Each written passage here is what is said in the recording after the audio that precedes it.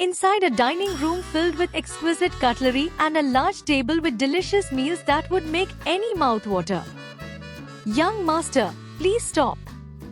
It was an accident. Shut up. Servants tried to stop their young master from beheading a young woman. The woman was trembling on the ground while covering her head. Her arms were black and blue from his repeated kicks.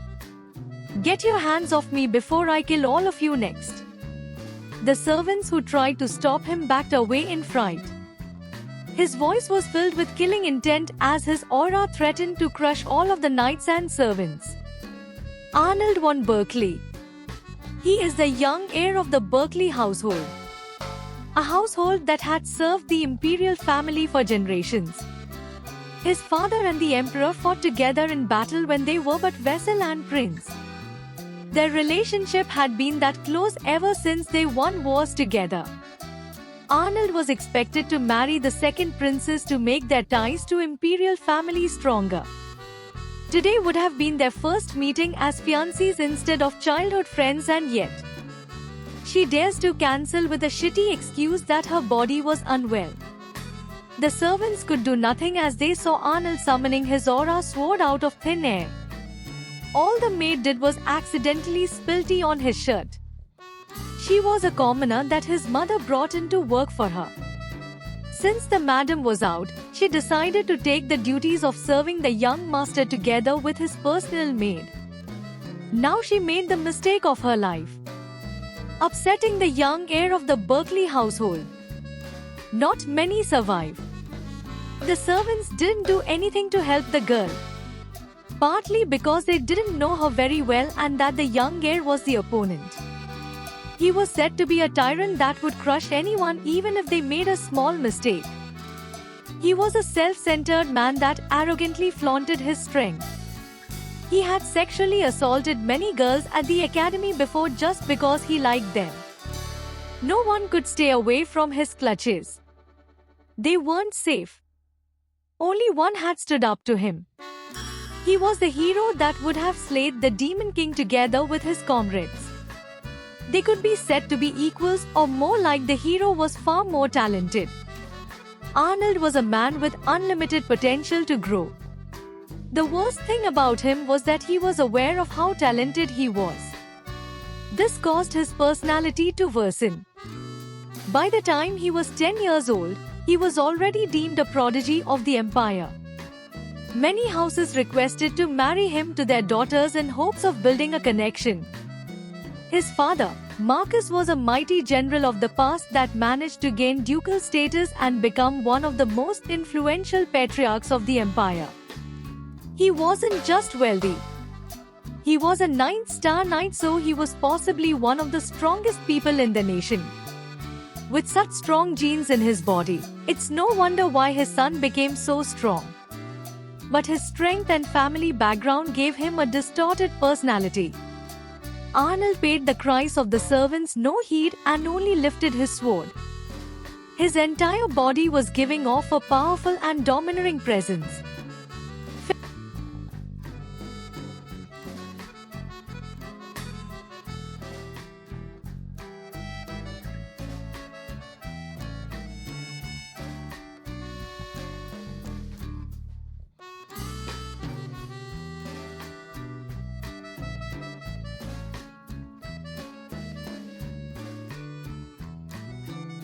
It seems I made a mistake thinking I could leave you alone after what response you received from Her Highness. A middle-aged man stepped into the room. The servants and knights sighed in relief when the Duke came into the room. He returned from his trip. Another old man was busy dusting off his glove after taking it off. Sebastian. He was the butler of the patriarch of the family. No ordinary servant had the guts to hit the young master. He, however, was a different story. He was the one who trained Arnold after all. He was a 7-star martial artist. Excuse the mess, my lord. And I apologize for hitting young Master Al. He bowed to the middle-aged man. Do not worry, Sebas. This little brat needs to be disciplined properly. The man removed his coat and gave it to a maid. His name was Marcus von Berkley. He was the Duke and the Lord of this city, Lauran. The city was located about 4 kilometers from the Empire. The princess and Arnold had a meeting today, but she cancelled it due to the circumstances. Arnold lay unconscious on the floor, perhaps suffering from a concussion since he wasn't moving. What happened? Marcus' eyes scanned the room. The young woman raised her hand. She lowered her head in shame as she muttered in a tiny voice, I accidentally spilled tea on the young master's shirt. Marcus sighed. Getting worked up over such a thing. Go to Adriana. She's in my office. Chances were that even if Marcus calmed Arnold down, the latter would just find the girl and hurt her again, even against his mother's orders. He was that petty and narrow-minded despite being a genius. No one in this household liked him. Rather, they would be happy if the young master was thrown out of the house. Only his sisters and parents still held affection for him since they were family. The other concubines didn't like him at all. Tea, thank you. She ran out of the room as if she didn't want to stay there. Marcus looked around the room. His eyes landed on a certain girl. She was the girl that Arnold brought in 2 years ago after visiting the slave market. Her hair was blood red and her eyes were blue. She was even more beautiful than some noble ladies even without makeup. This was why Arnold bought her the moment his eyes landed on her. She became his maid and the one who services him at night. He assaulted her one night and forced her to stay, otherwise he'd destroy her family's little shop. She had no choice but to stay with him and pleasure him. Even if she was sold to pay off her parents' debt, she still loved them. She only gets a few days a month to visit them. Lauran. Take care of Arnold for now. Tell him to come to my office when he wakes up. Her pupils slightly shook. She knew that he would lash out at her the moment he woke up. His fist would never miss its target when he was angry. Lauran rubbed her arm and nodded. Of course, Your Grace. Marcus nodded and looked to Sebastian. Sebas. Yes. Help Lauran take Arnold upstairs. As you command. Sebastian bowed. The head of the family left the room soon after.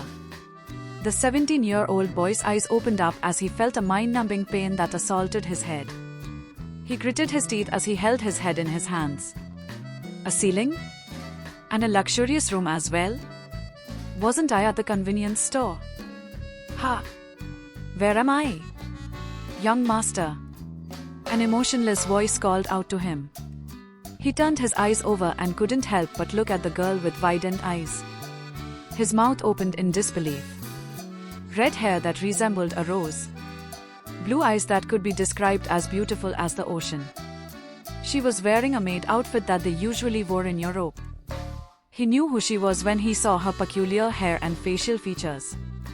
There was literally no one else who had such beautiful sculpted facial features on this continent. Lauran. Yes. Lauran, a major character in a game he used to play every day at home. After losing his job, he turned his attention towards gaming after leaving it behind to focus on his social life after high school. His hard work and dedication earned him the top rankings in the game. His guild was ranked number 3 on the leaderboards. By the way, the players couldn't become the hero. Only special events allowed that. In order to play the game, you'd need to make your own avatar online. You gather other players and then make a guild or clan with them. You could choose to help the hero slay the Demon King and the other villains or not. Liam was part of the number 3 guild of the top 100 rankings. He was a mage, so his equipment was obviously magic items. If this is the game, then the things I earned in the game should still exist, right? He wasn't sure if his hypothesis was correct or not. Since the game was an open world before, players could simply steal another player's loot as they wished. As the game was the future of gaming, you could basically do everything in it. Even get a family. But due to social issues, the devs made some limitations. Too much of something good could harm a person's mentality after all. Anyway, even a puny noob at level 1 could invade the Demon King's territory. That depends if they could survive the beast glades. Liam was a level 100 before. Not many people were able to reach the level cap of the game. Lauran hesitantly approached the bed. She held her hand on Arnold's forehead to feel the temperature.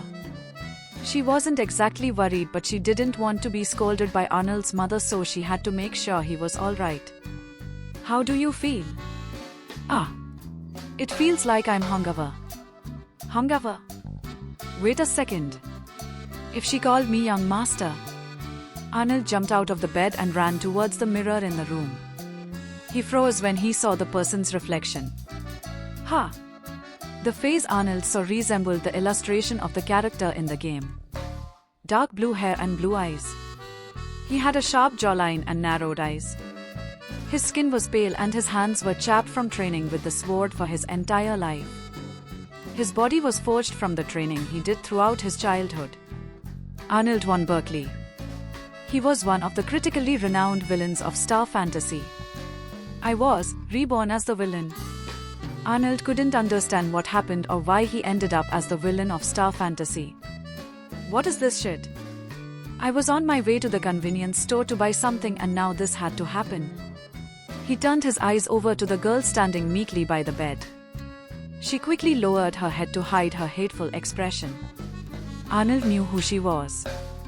Lauran, the first Archmage's descendant. She killed him by dropping an entire meteor on his villa where he was resting. This happened in the future after she couldn't take his beatings and rough assault anymore. They never knew who killed him. The player could either choose to kill Arnold or decide to let Lauran forget about the past and embrace the future. If they chose the latter, then Lauran would leave the household, fall in love with the protagonist and join his hero party. Was it even possible to be reincarnated or transmigrated into a video game? It wasn't even that popular in the few years that it was released. Only after a while did the game gain a lot of popularity. The hardcore fans that were there from day one received special prizes. Liam received multiple high-ranking weapons along with an extremely powerful battleship. The goal of the game was to find all the star-ranked artifacts and defeat the final bosses. If I'm in a game, then I should have a status, right? But no matter how many times he called status, it never popped up. Was it because he was an irregularity of this world? Were there others like him? Shit. What is this bullshit? Liam, no, Arnold sighed as he grabbed his head. Okay, calm down. I should get to the bottom of this. At that moment, Lauran spoke again. Master told me to inform young master to head to his office after you've woken up. What happened that I feel like my head is on the verge of exploding? It felt like he jumped headfirst into concrete. He sighed again to calm himself. His heart was pulsating much faster than average as his mind was full of confusion. Take me there. The two of them walked through the corridor. Arnold could see the servants avoid eye contact with him when they passed by him. He smiled bitterly as he remembered what a tyrant Arnold usually was. Harassment, assault and beatings. He would do such things to anyone that so much as pissed him off slightly. Even his slave maid wasn't safe from his clutches. Young Master Al. At that moment, a sweet voice called out to Al. He turned around and saw a young woman approach him. HM? Isn't she? Lady Victoria. Victoria. She was Arnold's personal maid. She was, in fact, the one who raised Arnold ever since he was a young boy. Victoria came from a vassal house of the Berkley family. She started working here when she was at the tender age of 15. Despite serving the Berkley family for a decade, she hadn't aged that much. Rather, she had grown more beautiful. She was a woman with long black hair and red eyes.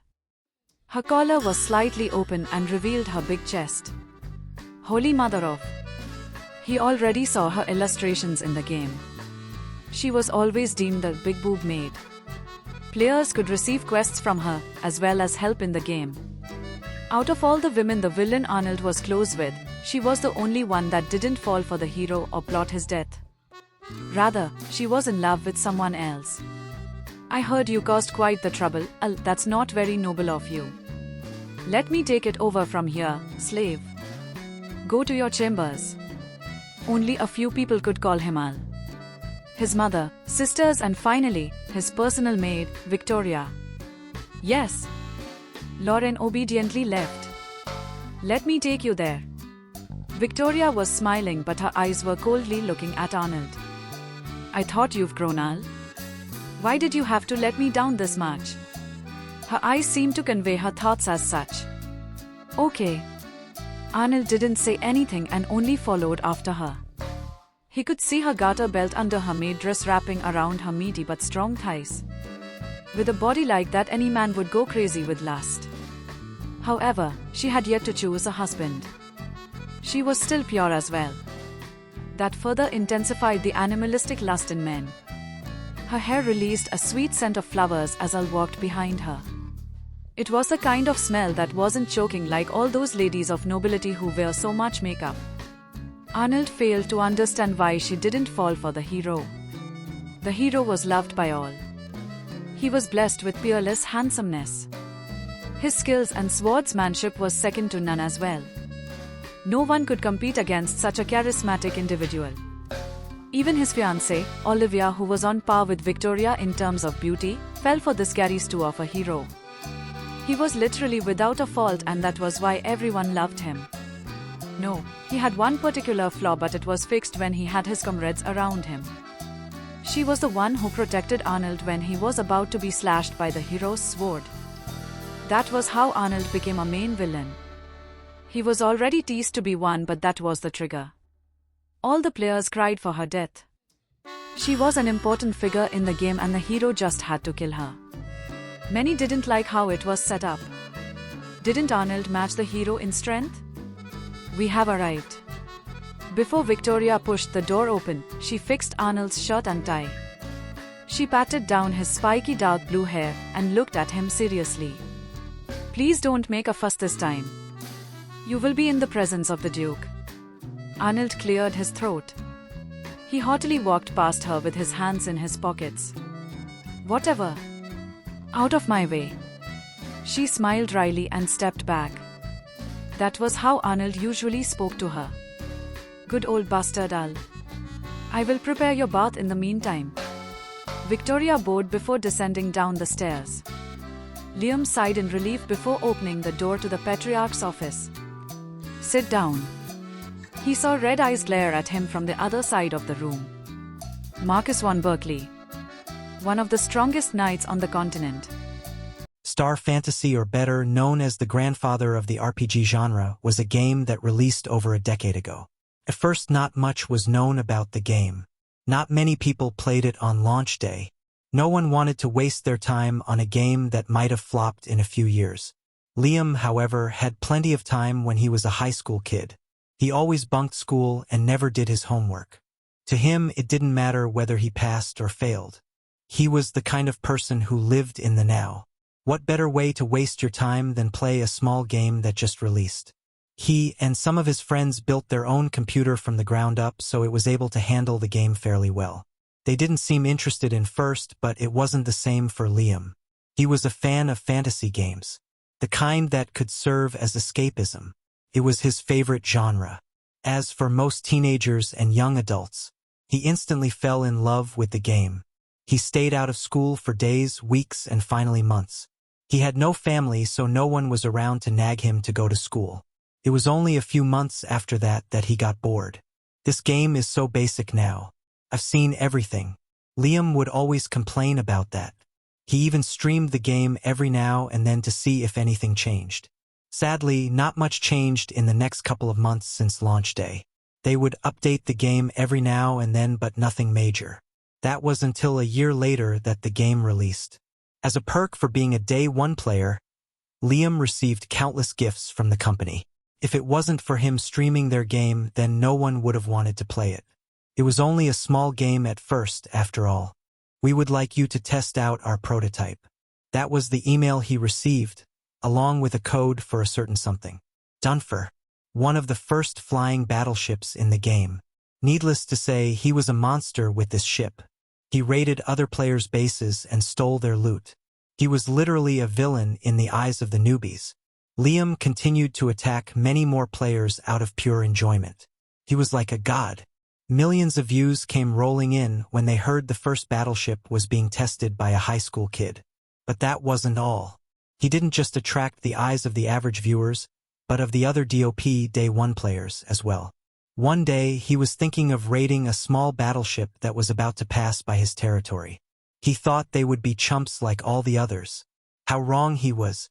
Alex, a swordsman who was also at the level cap of the game, challenged him to a duel. In duels, battleships are not allowed, so Liam had to fight him using his own power. Mages are typically at a disadvantage against swordsmen.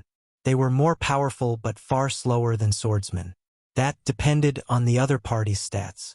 At his level, he could beat a mid-level cap 50 swordsman without breaking a sweat. There was nothing to worry about. After all, there were only a few players who reached the level cap. I have these items. Kukuku.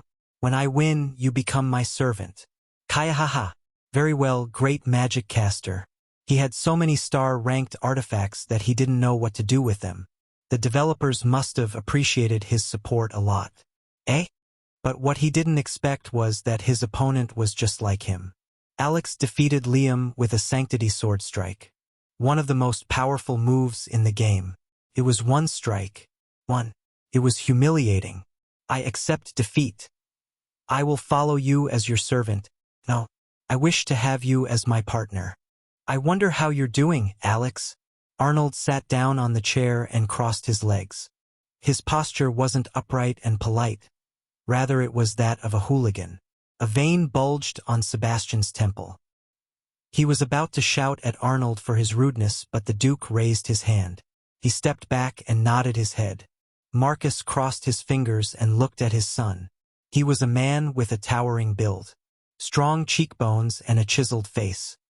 His beard was well-groomed and his hair was swept neatly to the side. Despite being over 50 years old, Marcus was still a handsome man. Arnold, do you know why I called you here immediately after I arrived at home? Marcus spoke after a brief moment of silence. To nag, probably?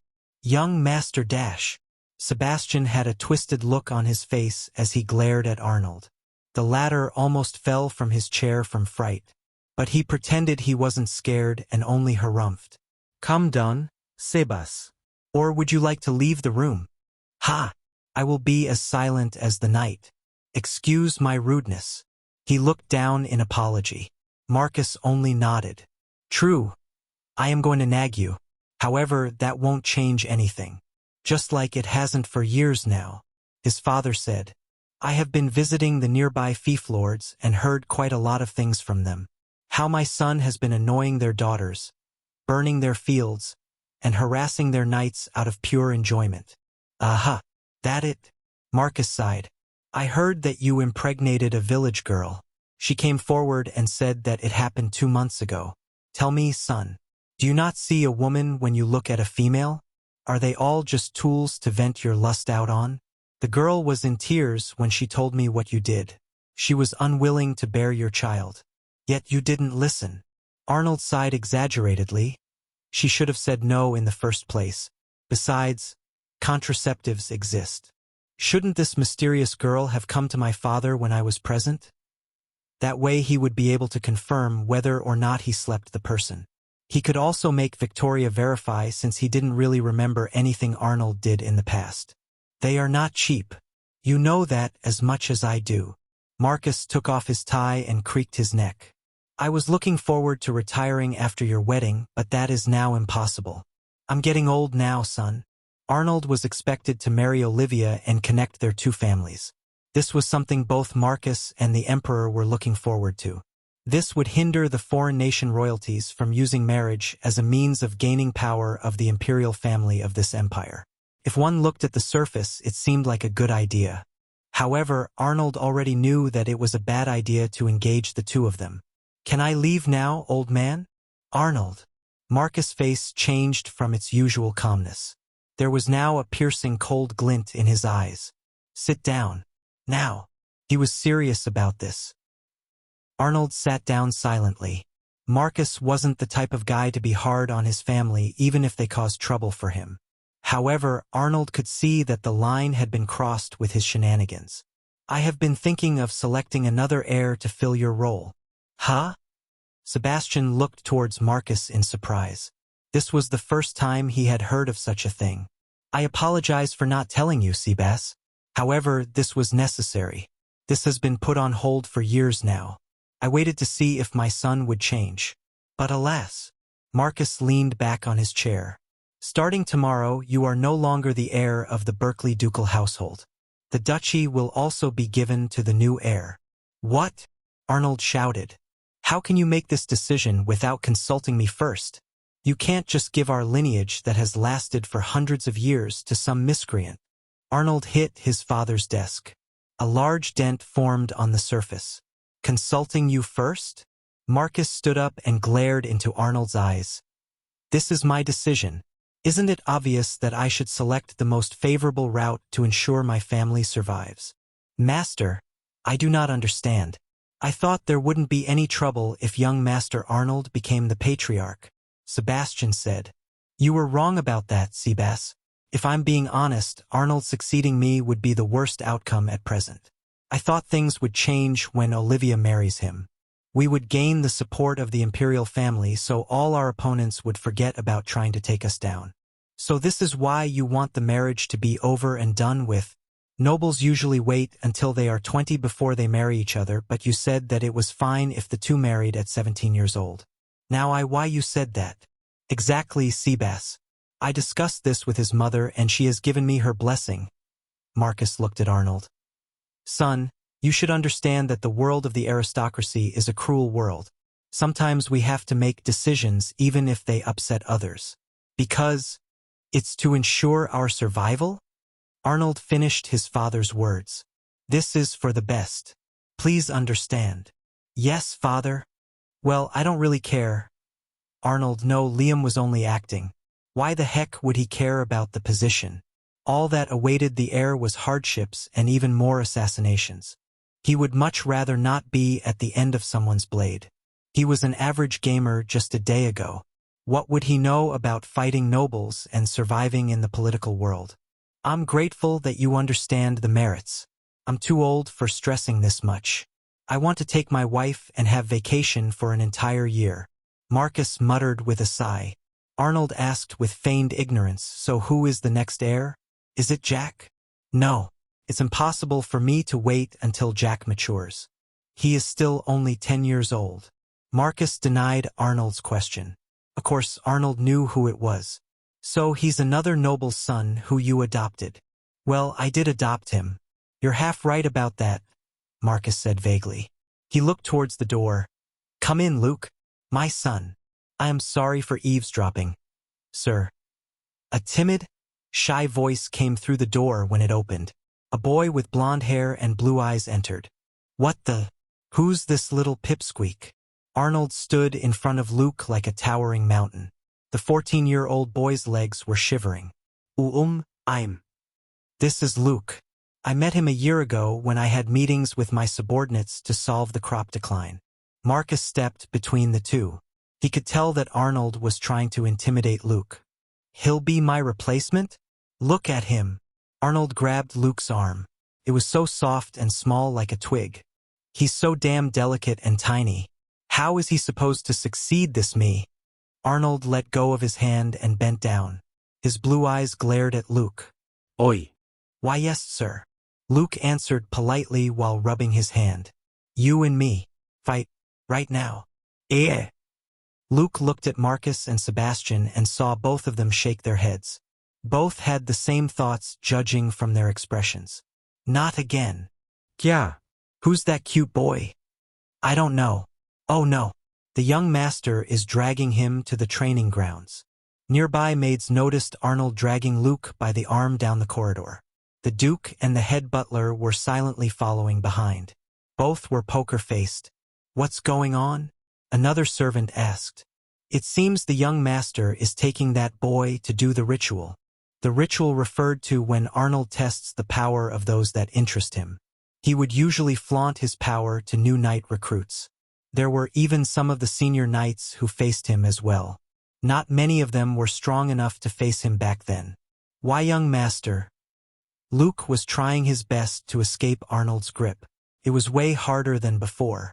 Shut up. I'm gonna show my old man that you're nothing. A nobody. How the hell can he think that a little kid like you can become a better heir than me? After walking for a while, they arrived at the backyard where the training grounds were. It was an open grass plain. The forest was further down the hill. There was a small river as well. That was where Arnold and Olivia used to play when they were kids. Take up your arms, Arnold said and glanced at the servants. They brought over a racket filled with weapons of different kinds. As usual, he selected a double-edged sword. Let me taste the power of the hero. Star Fantasy had many bosses or villains, as you could call them. The final villain was, unsurprisingly, the Demon King. He was a fallen devil who was banished from the underworld. His story was never truly explained in detail, but some believed he was the illegitimate child of Satan. Anyway, Arnold was one of the endgame bosses. Classified as a Dragon Lord ranked threat. Dragon Lords were the highest-ranking species in this world. It could be said that they were at peak 9th star. Arnold was someone few could stand up against. Those few included the hero and his party members. Lauran, the Archmage. The one given this title has reached the peak of magic. Flora, the former princess, now master swordsman. Some believed that she was from a fallen kingdom before she migrated to the empire of Yulia. Alatus, the divine guard of the heavens. He was the bearer of the holy shield and the protector of the hero. And finally, Olivia. She was a great strategic genius born every 100 years. Players had tried raiding the empire during her rule, only to be defeated mercilessly by her tactics. It wasn't just that her IQ was extremely high, but she was also said to be a boss-level threat. That meant that if she were not the hero's wife, then she would have been a threat as great as adult Arnold. This was why Arnold had to tread carefully in the future. He shouldn't antagonize Olivia openly. Rather, he should gain her trust. There was one other thing that frightened players about her. She had the SS-ranked innate talent that allowed her to tame spirit beasts. Spirit beasts were ranked the same as powerhouses in this world. The weakest could possibly rank lower than 5, while the strongest could be above 8. There had been speculation that there existed a level beyond 9th rank, but no one believed this claim. Olivia's favorite beasts were Negard, the divine lion, and Puba, the chaos angelic eagle. Both were ranked at 8. This was why Olivia was feared not only for her intelligence. The hero managed to make such a woman fall for him. It was rather sad looking at this boy who was supposed to be the hero in the future. I'll have to look after him for now. But I can't show my concern openly. I'm supposed to be a bastard, after all. Al stood in a stance. Luke was finding it hard to keep his sword from trembling. It was a pathetic sight. Everyone stopped what they were doing and turned their attention towards the fight. The Duke didn't seem to mind that the servants were also watching. He only had an interested look on his face. Another person stepped through the back door leading to the training grounds. It was Adriana, Al's mother. Behind her, Victoria followed. Victoria wanted to intervene to stop the fight, but then she saw that even the Duke wasn't doing anything. She knew right then that the Duke had something in mind. Who is this? Adriana looked towards the Duke with a questioning gaze. Even she didn't know about Luke. Yes, Sir Duke. Is this a test? Luke looked towards Marcus. The latter continued with his silence. He was looking at Luke, but it seemed like his attention was somewhere else. Oh, don't look away from your opponent. I'll hit Luke with the sheath of the sword. It sent mind-numbingly pain up his spine. Gua. Luke fell on his knees from the attack to his head. Blood dripped down his face. To be a true leader of the great Berkley family, one must be strong. Blue aura rose from the tip of Arnold's sword. He pointed the tip at Luke. If you can survive from this aura condensed blast, then I'll consider giving up my position. Does that sound fair, Father? Marcus nodded slowly. It was a plain ridiculous thing to do. How could a boy like Luke survive an aura blast from a 5th-star knight? Since the blast is focused on a single point, the power was above those of normal aura blasts. Earl smiled evilly. Luke tried his best to stand up. His head was ringing like crazy. So much so that his vision was like looking through a tunnel. The tip of the sword was right in front of his face. He felt the scorching heat of aura near his face. He gritted his teeth and closed his eyes. Aura! A cute shout came from behind Arnold. HM! He turned his head, then saw a girl's shoe aim for his face. The kick made him stagger backwards and disable the aura blast after losing concentration. Luke! Are you okay? The girl stood between Luke and Arnold. She glared at the young man with dark blue hair. Non. What are you doing here? Luke was taken aback seeing his childhood friend stand up to Arnold. She glared at Arnold with her hands on her hips and a pout on her lips. Who do you think you are to bully Luke, huh? Just because he's smaller than you, doesn't mean you can pick fights with him. You nobles are all the same. The girl had long auburn-colored hair and green eyes. She was the kind of girl who was small and cute but feisty. She was Luke's childhood friend and the one who he saw as his sister. Arnold, along with the audience watching, was surprised to see the girl kick him so brazenly. He tasted blood and wiped his mouth. His lips hit his tooth, which tore it a bit on the inside. Why did you follow that old man with the nice suit? Non pinched Luke's cheek. Those knights kept chasing me away when I tried to get in here. Why did you leave without telling Mommy at least? I am sorry. Ho ho ho. Marcus couldn't hold in his laugh. Who is this young lady? Your girlfriend. Gigi girlfriend. Luke's entire face flushed red. No. I'm his sister. No, forget that. You're that old man who took him. Non ran towards Marcus and punched his stomach. Take this. You decrepit old man. Stealing boys like a creep. Are you a pervert interested in boys? WHA. Sebastian was so caught off guard by her actions that he froze. When everyone looked at Marcus' face, they could see a dark shadow loom. Non continued punching his gut while shouting that he was a creep. Marcus raised his hand. This action made everyone shiver. Non. That's Duke Berkley. Luke shouted. He thought that Marcus was about to hit her, but his next action baffled everyone.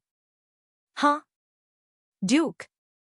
Non looked dumbfounded at the middle-aged man with a dark blue beard. Oh ho! Excuse me, young miss. I didn't mean any harm when I asked Luke to come to my residence. Marcus patted her head with a hearty laugh. Sebastian sighed in relief. If Marcus hit the girl, then nothing would have remained of her. It was a godsend that he was a patient man with a love for children. Luke hurriedly pulled Non backwards and chided her for her behavior. Marcus continued laughing at their innocence. The tension was released from everyone's bodies. Don't do that again. Luke shouted while shaking Non's shoulders. Okay. Okay. Geez, stop overreacting. I didn't know, okay. I'm overreacting. You kicked the young master. Luke thought and smiled wryly. Oh, no. The young master. He had forgotten how short-tempered Arnold was. He heard the kind of tyrant the young master of the Berkley family was. He felt his spine tingle when a heavy pressure weighed down on him from behind. Non noticed a towering shadow look down on both of them. Luke was shoved aside by the shadow. All he saw in those few seconds was a big hand in the shape of a fist strike Non in the stomach. Her eyes went white and saliva flew out of her mouth. The sun behind his back casted a rather ominous shadow over Arnold's figure. His body was oozing with ominous blue aura. Non. At that moment, Luke felt something inside his body explode. It was like a man-made dam on the verge of breaking apart. Not just Luke sensed this overwhelming outpour of aura, the same could be said for the powerhouses of the Empire.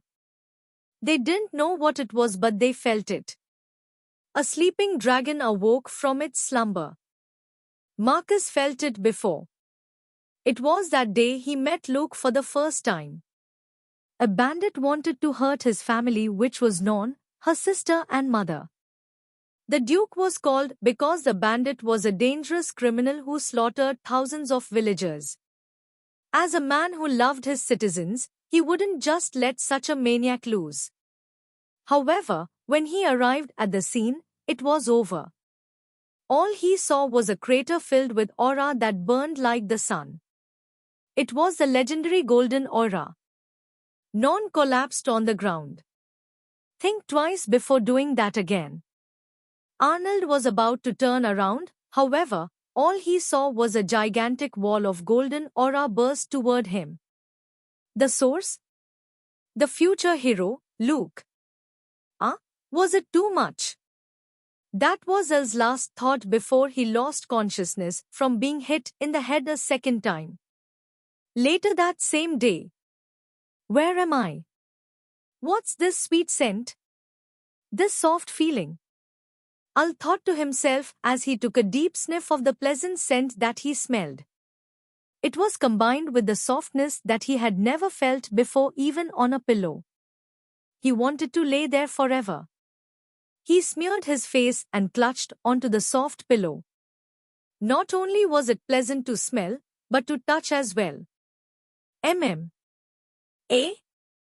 Did I just hear a moan? Arnold looked up. He could see two mountain peaks that seemed to block the sun, hang over his face. He looked down. There was a uniform similar to the uniform the maids wore in the household. Although, this one was a little more extravagant. He pulled up the skirt a little to see what he was lying on. Two plump thighs with a garter belt appeared in his face. That's inappropriate. The woman slapped away his hands. It was a familiar voice. Al silently stood up and looked at the person. It was Victoria Lauran, the eldest daughter of Baron Lauran. If the two mountain peaks that seemed to defy gravity didn't tell him who she was, then the beauty mark below her left eye did. Al stood silently as if nothing happened and turned around. It was to hide the blush on his face. Oh my God! Oh my God! It's her! He had never even been in contact with a girl before in his life. Well, only online. The guild master of their guild, Alex, was a woman as well. Since he was the vice guild master, they spent a lot of time together. No one could tell that she was a woman since she used a male avatar. Only Al knew. But still, that didn't make the current situation any less weird. Face to face was different than talking online. God, she's so gorgeous. The myth. These teenage hormones. Arnold couldn't believe how dangerous this woman's beauty was. She was just sitting there, but he had already gotten a hard-on. Are you okay? Victoria sounded a little flustered. She fanned herself with her hand. What happened? Al asked. Victoria fumbled with her words. She knew how much of a sore loser he was. You lost. I looked at the orange hue cast over the sky by the setting sun. It had been a few hours ever since the fight. Did she take care of me ever since then? He looked back at Victoria. She was back to her usual self. Her expression was calm and composed. I see. He didn't freak out as he did with most of his losses in the past. Victoria would always have to calm him down somehow, so what was happening was a little surprising. She always had to pat his head and tell him that everything was okay. Where is everyone? Everyone is gathered in the dining room. The Duke said that you are welcome to join them. That is, if you want to. Victoria explained and dusted off her dress. Or would you like me to book you a table at a restaurant? There is a special dish being served at Lumerge tonight. I'll join them. Are you sure, Al? Victoria hugged him from behind. I know losing your right as heir is hard to take in, but you have to be strong. Don't force yourself to prove anything, okay?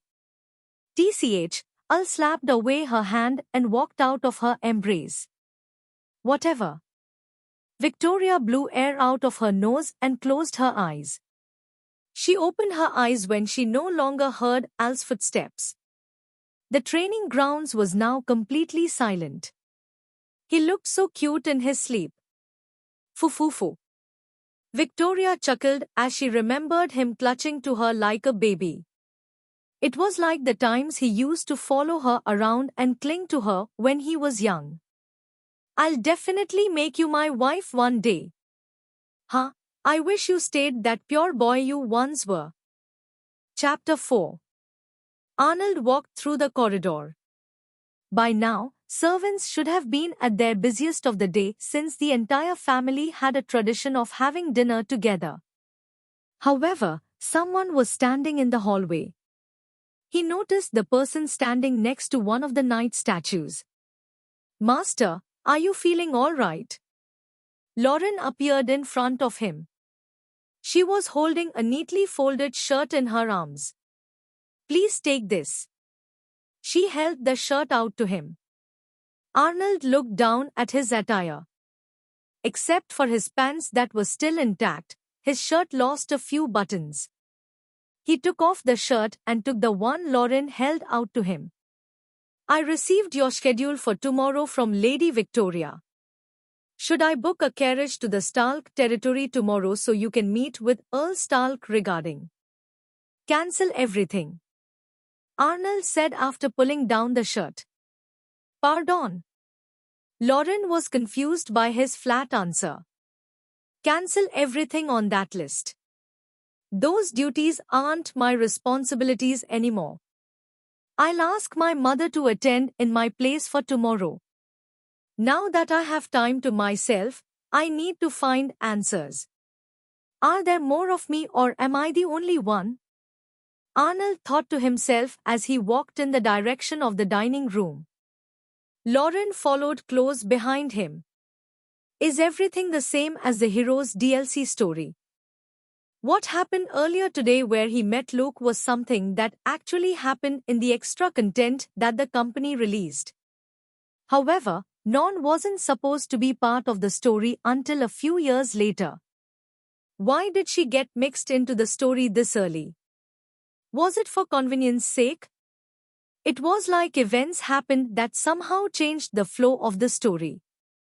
He wanted to know if the game's plot would follow the same story. Instead of doing whatever is on that list. Arnold stopped in front of the dining room door. He could hear his family talk inside. He turned his head and looked at Lauran.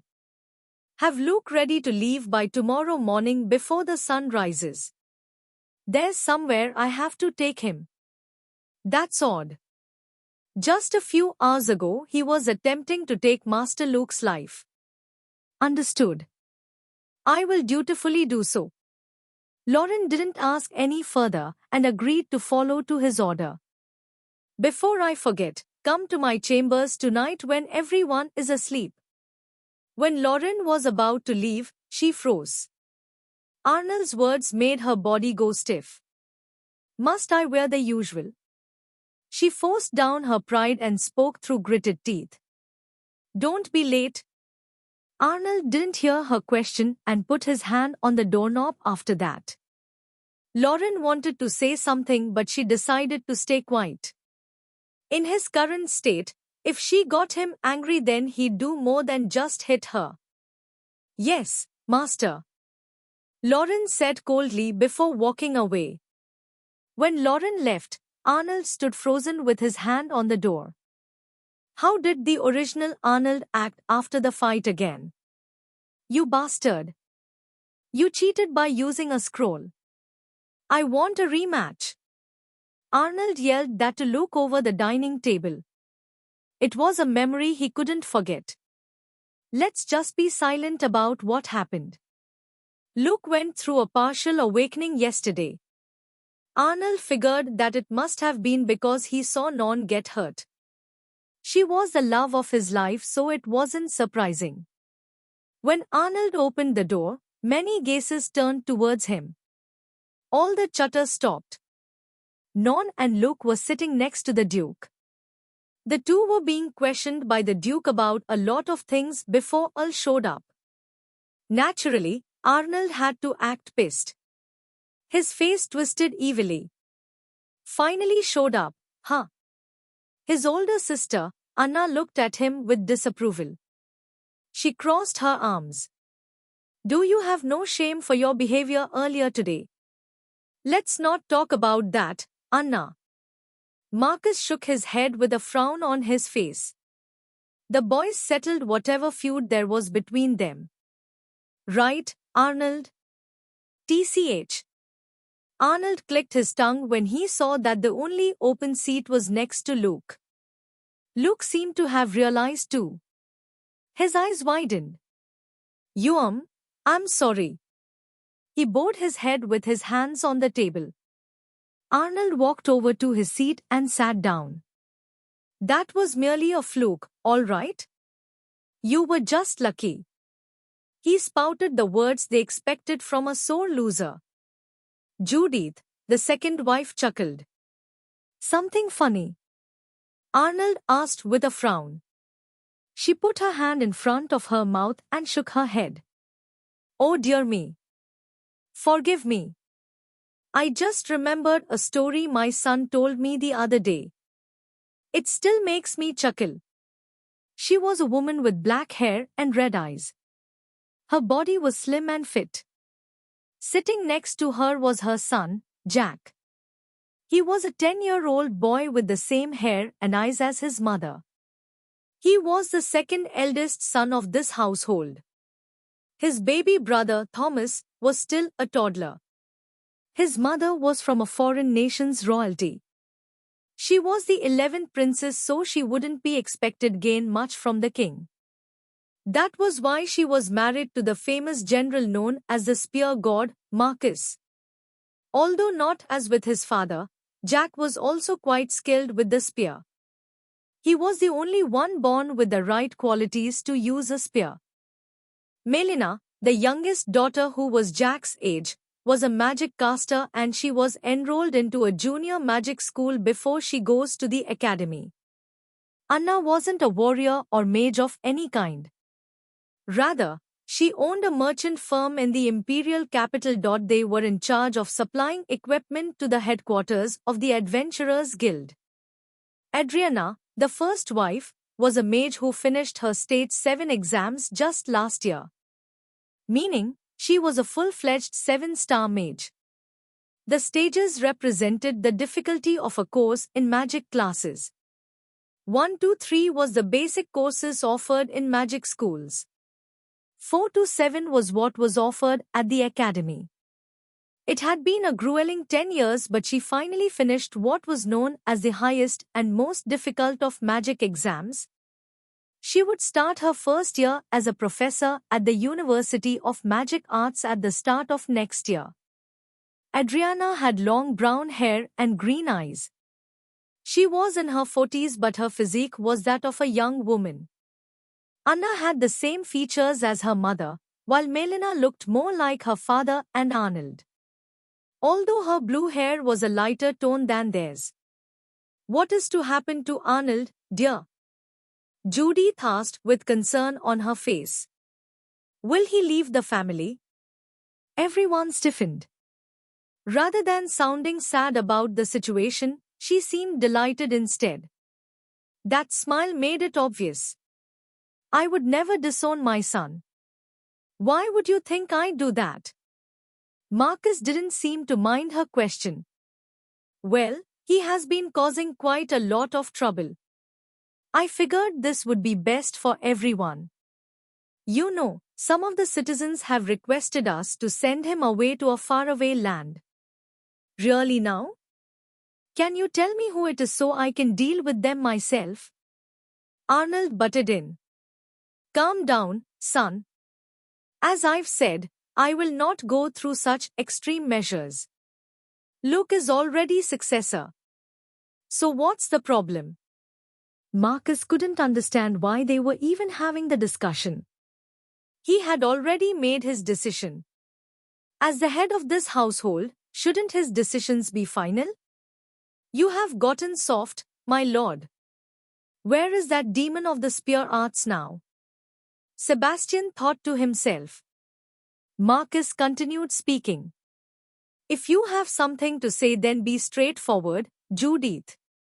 Stop beating around the bush. I've known you for more than a decade by now, so I know you want to say something." "Indeed. I have something to say." Judith stood up.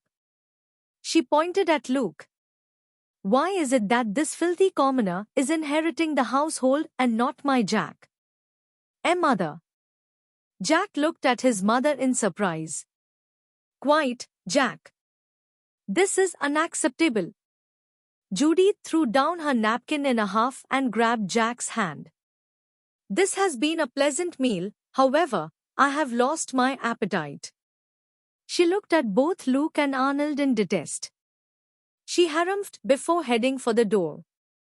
Her attendants followed behind. "Jack is still too young. He is only 10 years old. Luke is expected to turn 15 in 2 months, which would be the perfect time to announce my decision to the nobles." Judith stopped for a moment to take in his words. After clicking her tongue, she left. Adriana, who had been quiet this entire time, spoke. "It's obvious that woman hates Sul." "Huh?" Marcus sighed. "I'll go speak with her later. This has escalated more than I thought it would." Marcus looked at all his children. "I apologize for keeping quiet about Luke. But I want all of you to trust my decision. I am not asking this as the Duke of this empire but as your father. Me choosing him does not mean I will forsake the love I have for my children. Your positions have not changed." Melina, who was the youngest at 10 years old, spoke. "Will Big Brother leave?" She held Arnold's hand with moist eyes. "No, Mel. I won't leave." He patted her head. "Yeah. But I need Arnold to do something. And this requires him to be away from home." Marcus explained. "Eh?" Arnold acted surprised. He already knew what would happen next. Adriana, Anna, Melina, Non and Luke looked towards the Duke. They awaited in silence. Even the servants perked up their ears to listen in. "Son," Marcus looked at Arnold with a serious expression on his face. "I want you to become the Lord of Whitech City." "What?" Adriana threw down her fork when she heard that. She stood up and shouted. "Are you insane? Sending my son to such a city that your previous vessel failed to even save?" "See, calm down, dear." Marcus tried to ease her anger by speaking gently. If one thing could cause the Duke to go depressed, it was being hated by his family. He might have been a mighty 9th-star spear user, but he was still a man who adored his family. No. I will not. You decided this without consulting me. He's my son too. Stop screaming so damn loud, mother. I accept, father. Arnold answered coolly. A. Adriana was taken aback by the lack of hesitation from her son. Usually, he wouldn't agree to anything right off the bat, even if his father told him to do something. See? The boy already agreed. Marcus smirked. Inside, he was actually happy that Arnold didn't reject his offer. What was weird was how Melina and Anna were still silent. Is something wrong, you two? Marcus asked when he sensed the tense atmosphere. Anna looked at him. Are you planning on breaking our family apart by sending him away on this crazy journey to save one of your cities? Are you going to be marrying me off as well? What about Melina? Will you agree for some foreign prince to get engaged to her? Oh, of course not. Ha ha ha ha. Marcus laughed dryly. Both his daughters were looking at him coldly. They are really fond of their brother, huh? Marcus thought while smiling wryly. Adriana was looking at Arnold with a worried expression. Are you sure you'll be okay? Adriana asked. She held Arnold's cheek. Shouldn't be too hard. I've been learning about how to rule a city ever since I was 10 years old. I was fated to rule this city anyway, Arnold said proudly. In reality, he had no idea what to do to manage a city. Just because he transmigrated into a genius body didn't mean he'd become a genius too. His only skill involved how to handle a conversation in order to get out of it. It was expected of an antisocial person. But that was okay. He knew what to do. I'll order one of my gunners to join you, Marcus said while cutting a sausage. I'll do it on my own, father. Huh. I'll find someone on my own. Arnold repeated his words. Are you sure? Marcus asked skeptically. That city will be operational in the span of 10 years. Arnold stuck out his chest. By the way, father. Arnold spoke again. HM. May I have some money? I'm taking Luke somewhere tomorrow. Emmy. Luke looked confused. It was the first time he had heard of this. Marcus looked suspiciously at Arnold. Don't worry about earlier today. I won't do anything to him. He lifted his hands in defeat. Then where are you going? Marcus asked. Surely not to a brothel? Everyone who knew Arnold's daily routine thought the same thing. What the fuck, Arnold? You seriously went to whorehouses? Liam was disgusted. No. I'm going to the auction house, he said calmly. Aha. Marcus finally understood why. So you want to buy him his first sword? First sword? Luke looked at the two of them. Arnold sighed heavily. Do you know nothing of noble customs, commoner? As in tradition, when a younger brother succeeds the elder brother, the latter is required to buy the former's first weapon. It is a symbol of sorts. The elder brother recognizes the younger one as a man. Since I am the eldest son here, I am required to buy one for you. Luke's eyes sparkled. Arnold cleared his throat. You won, so it's fair. Everyone chuckled. The young master being kind for once. Sebastian muttered. I could clearly hear that. But he could agree with Sebas. Ha ha ha ha. Take as much as you need. Marcus laughed heartily. Who would have thought my son would change this much after one battle? Adriana also smiled. She was happy at the outcome. Arnold wasn't behaving as they thought he would. "I'll kill you and your family if you don't fight me." That was his expected phrase. It was actually the same in the game. But Liam didn't want to waste his time to look like an idiot. What was the point? Although, Arnold did get the rematch he wanted. Since Luke was unable to use the golden aura release a second time, he was no match against Arnold. Nothing changed, however. Luke was still the heir after that. Arnold only got his petty revenge as he wanted, but that was it. The sword should be at the auction from tomorrow onwards. Today was Tuesday, which was the day Luke met Arnold. The following few days Luke went to an auction with the Duke. It was the same auction where Arnold was going to. To be clear, Arnold didn't take Luke to the auction house in the original story. The Duke had to do it. The sword was being sold there. If his estimates were correct, he had a few days before someone else bought the sword. If my predictions are correct, then my suspicions will be confirmed. Whether or not this was now his reality and followed the same simulation as the game, that sword would prove that. Chapter 5, Lauran's Pain. After dinner, Arnold excused himself without speaking to anyone further. It wasn't that he didn't want to. On the contrary, there were many things he wanted to know, but he was too tired to stay any longer.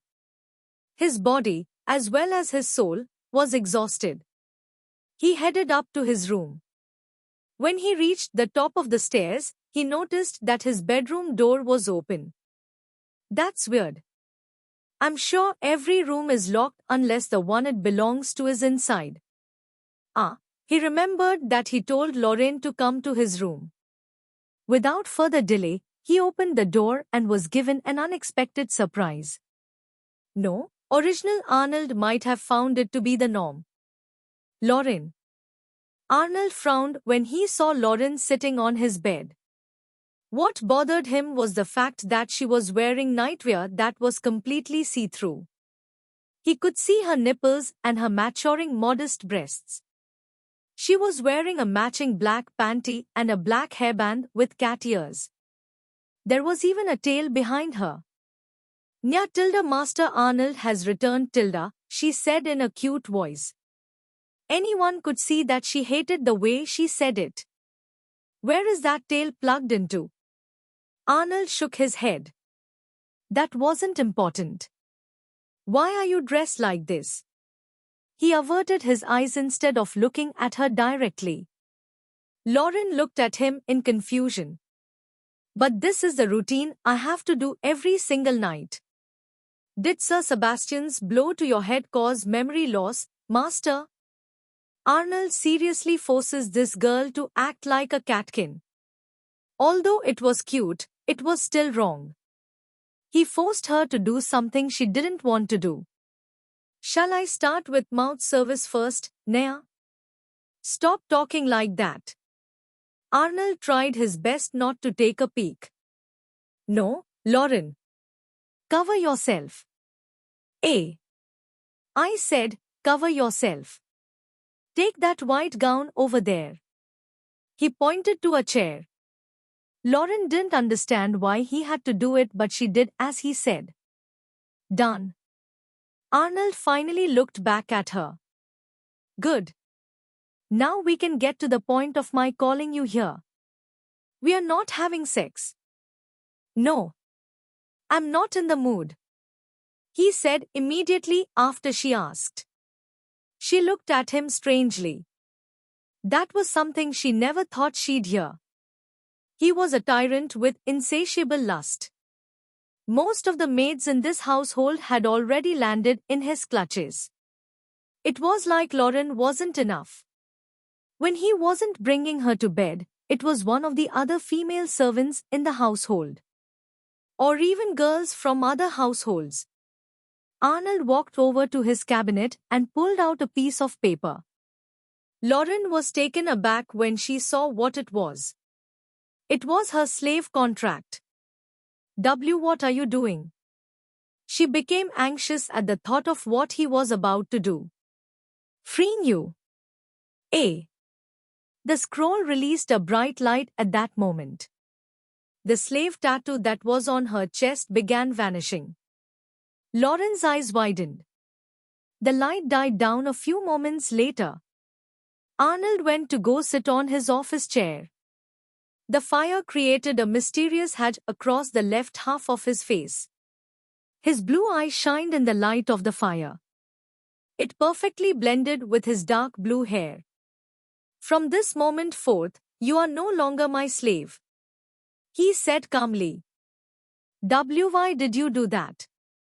Although Lauran should have felt happy, she questioned his motive for doing so.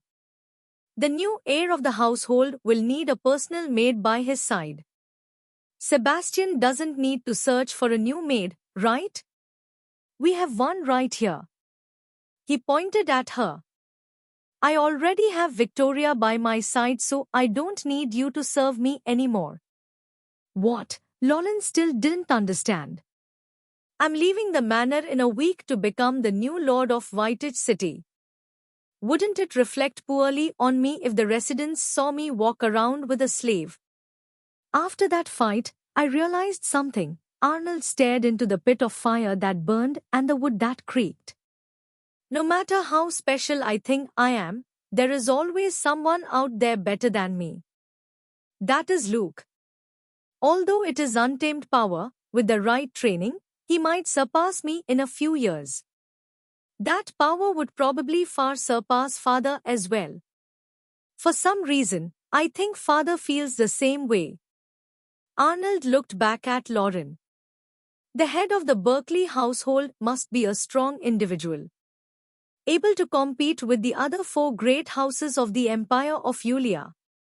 He or she must have both a heart of compassion for their people and ferociousness for their enemies. Arnold bent forward. As everyone else says, I only have the latter. Besides my family, I do not hold compassion for any of the people who work for us or the vassals who pledged allegiance to our household. If I wanted to, I would have destroyed them, as there is a possibility they can turn hostile towards us in the future. Such is the world at the top. The ones beneath you always plot your demise. A strange smile appeared on his face. One of absolute malice. It was the kind of smile murderers had on their faces after killing. Lauran silently listened. Was it really because of the fight from earlier today? Wasn't that change a bit too fast? Or had he been acting this entire time as the usual Arnold in order for the Duke to remove him as head? If so, what was the reason? Is it because he sees that he is not qualified to become the Duke? Lauran came to her own conclusion. Are you saying you hold no compassion for the lives of others? Lauran looked at him and forced out those words. That is correct. People who I do not acknowledge are trash. They are merely bugs in my eyes. Arnold said expressionlessly. His eyes didn't even waver. What about me? Did you make me suffer because I was the same way? Lauran tried her best to hold in her tears. I was only a frail girl with no experience of the outside world. I would have married the one I loved and worked in my family's shop until I die of old age. Then they had to come and ruin it. Your people ruined my entire life. So? Arnold asked with a raised brow. All of that is in the past. Your father should have just given the money to those scoundrels without resisting. And just because I let those gangsters rule the underground of this city, doesn't mean they are my people. But you could have stopped them. You were there that day. I cried on my knees for you to save him. They beat him until his kneecaps were completely destroyed. Tears finally fell out of Lauran's eyes. She looked at Arnold as if he was her worst enemy. In a sense, he was. She was expecting a little sympathy from Arnold. Did he feel nothing for his wrongdoings? All Lauran heard was a cold, cynical laughter. Stop whining about the past, Lauran. You're free to leave or become Luke's maid. I won't force you since I'm done with you. Done with me? So, to you, a woman is just a piece of cloth that should be thrown away after it's dirty. Arnold could feel the mana in her body going berserk. However, she seemed able to control it without letting it go violent. She had been able to do so for quite a while, after all. Arnold smiled silently. His smirk made her blood boil. I want you and Luke ready by tomorrow morning. After tomorrow, you can do what you want. Now get out. Lauran gritted her teeth. She slammed the door shut in a fit of anger. Her small footsteps vanished after a while. Arnold sighed and held his head. Arnold didn't want to make her hate him forever. Just enough for her to not think about coming back. Her being close to him wouldn't benefit anyone. Although Lauran did indeed fall for the hero, there was still a sort of desire in her to be with Arnold. He thought she had Stockholm Syndrome at first, but it was actually her genuine feelings. Liam remembered a certain scene so vividly. If I say I want to come back to you, would you accept me? That was the day she let her feelings be known. Through all the abuse, violence, and pain she went through, she never forgot about Arnold. It was like she wanted to fix him. To show him what a good person he could be. However, that was her mistake. Her mistake nearly caused her death during her fight with Arnold. After losing Victoria, he had become the true villain he was destined to be. He held no compassion for Lauran, nor did he have quarrels about killing others. I don't want her to go through the same thing again. She was an important character in the game's story. That was why Arnold had to let her go. He sent her to Luke because of her importance to the story. Without her there was no hero party to begin with since she was one of the founding members. As long as he made sure the original hero party got together, then that would be enough. His involvement wouldn't be needed afterwards. The hero party would handle any threats that may come in the future. His actions now would make that future come true. Arnold, no, Liam looked at himself in the mirror. It was a face that wasn't his. Despite the fact that he was a completely different person, he had to now be Arnold. There were no instruction manuals on how to be a tyrant. Could he do it? Could he crush the lives of those beneath him to advance the storyline to the correct path? In order for that to happen, many had to die. Even those precious to Luke. Arnold still felt disgruntled about the lives that would result from his actions. What scared him the most was that he never finished the game. He probably had 5 years of knowledge at best. A majority of the endgame story he knew of was from reading spoilers online. Is it truly okay to change the outcome of the story? Arnold sighed. Let's sleep for now. I can't think anymore. He hadn't done much, but his body felt completely drained. After taking off his clothes, he jumped into bed. Maybe when I wake up, this'll all be a dream. Thus, he embraced sleep. Chapter 6. It was early the next morning. Arnold was eating breakfast alone in the dining room. His mind felt empty, as if he had no other thoughts besides eating. It wasn't a dream after all. He had gone to sleep but woke up in Arnold's body again. His first day as Arnold had already passed by, but he was already tired of what awaited him in the future. Not just the main storyline. There was the worry if there were other players in this world. The thing he was worried about was whether they would be friendly or not. A person with the knowledge of the future could do whatever they wanted. If they decided to kill lots of people, then few would be able to stop them. Players differed from the non-playable characters in this world. If a player at the level cap were to go on a rampage, then only a 9th-star powerhouse could stop them. Arnold was no match for such a person at his level.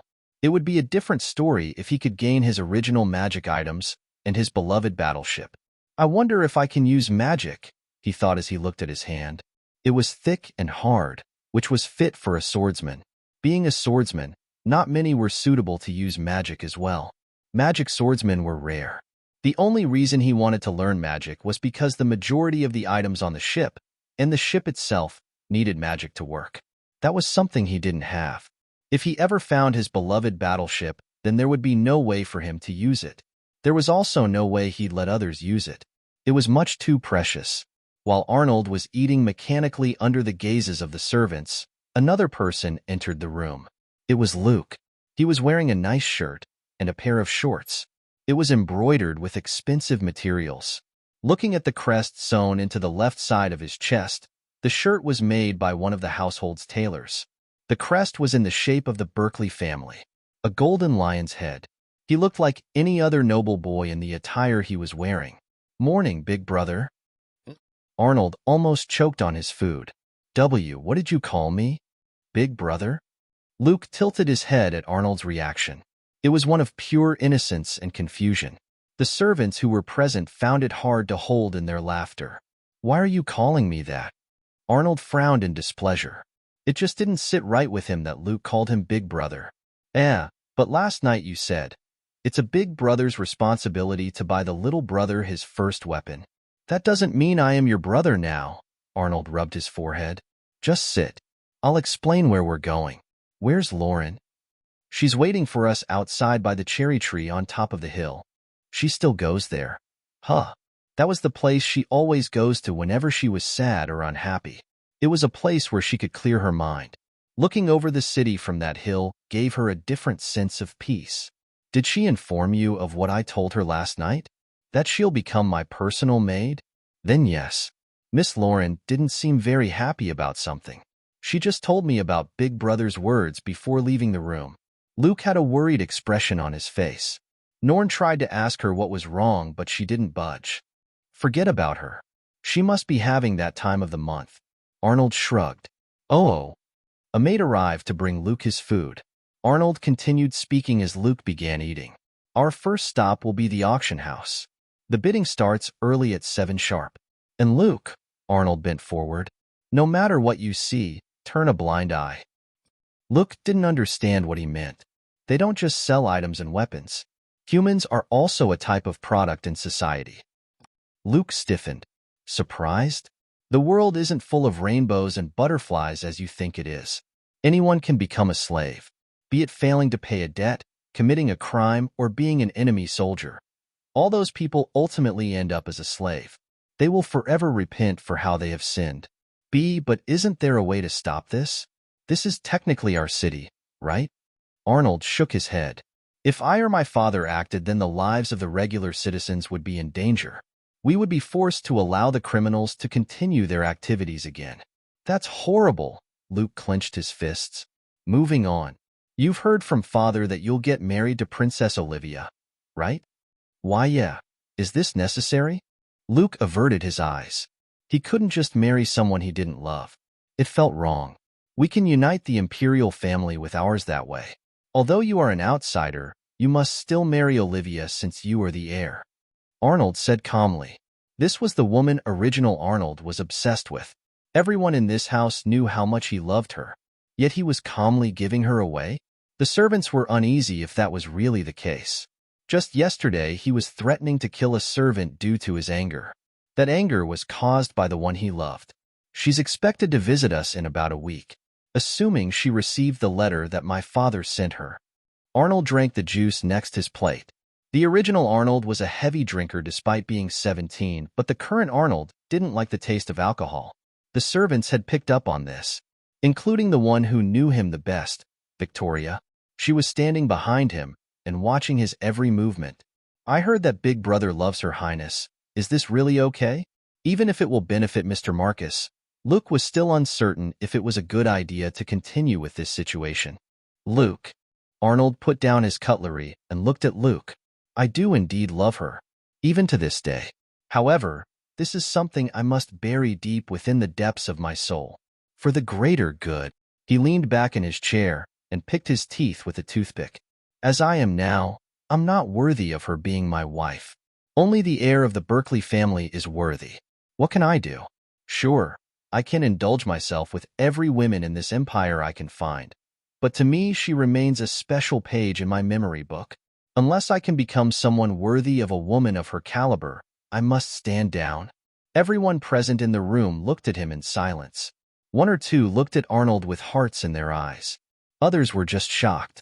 They thought Arnold only loved Olivia for her beauty and body. They were wrong. He was like the definition of what a man in love should be. He's so bold. And look at me, I can't even confess to Norn about how I feel. He thought that maybe it was because Arnold was more mature. So try your best to make her fall for you. Guys like me are probably not her type. Liam chuckled at the thought of the licking dog Arnold was.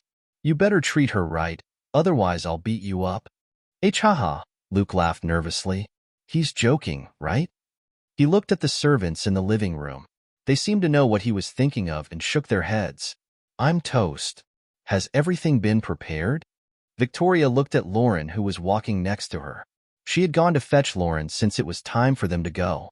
Unlike Lauran, Victoria wasn't wearing her uniform. She was wearing casual clothes. It was a white sundress and a white hat.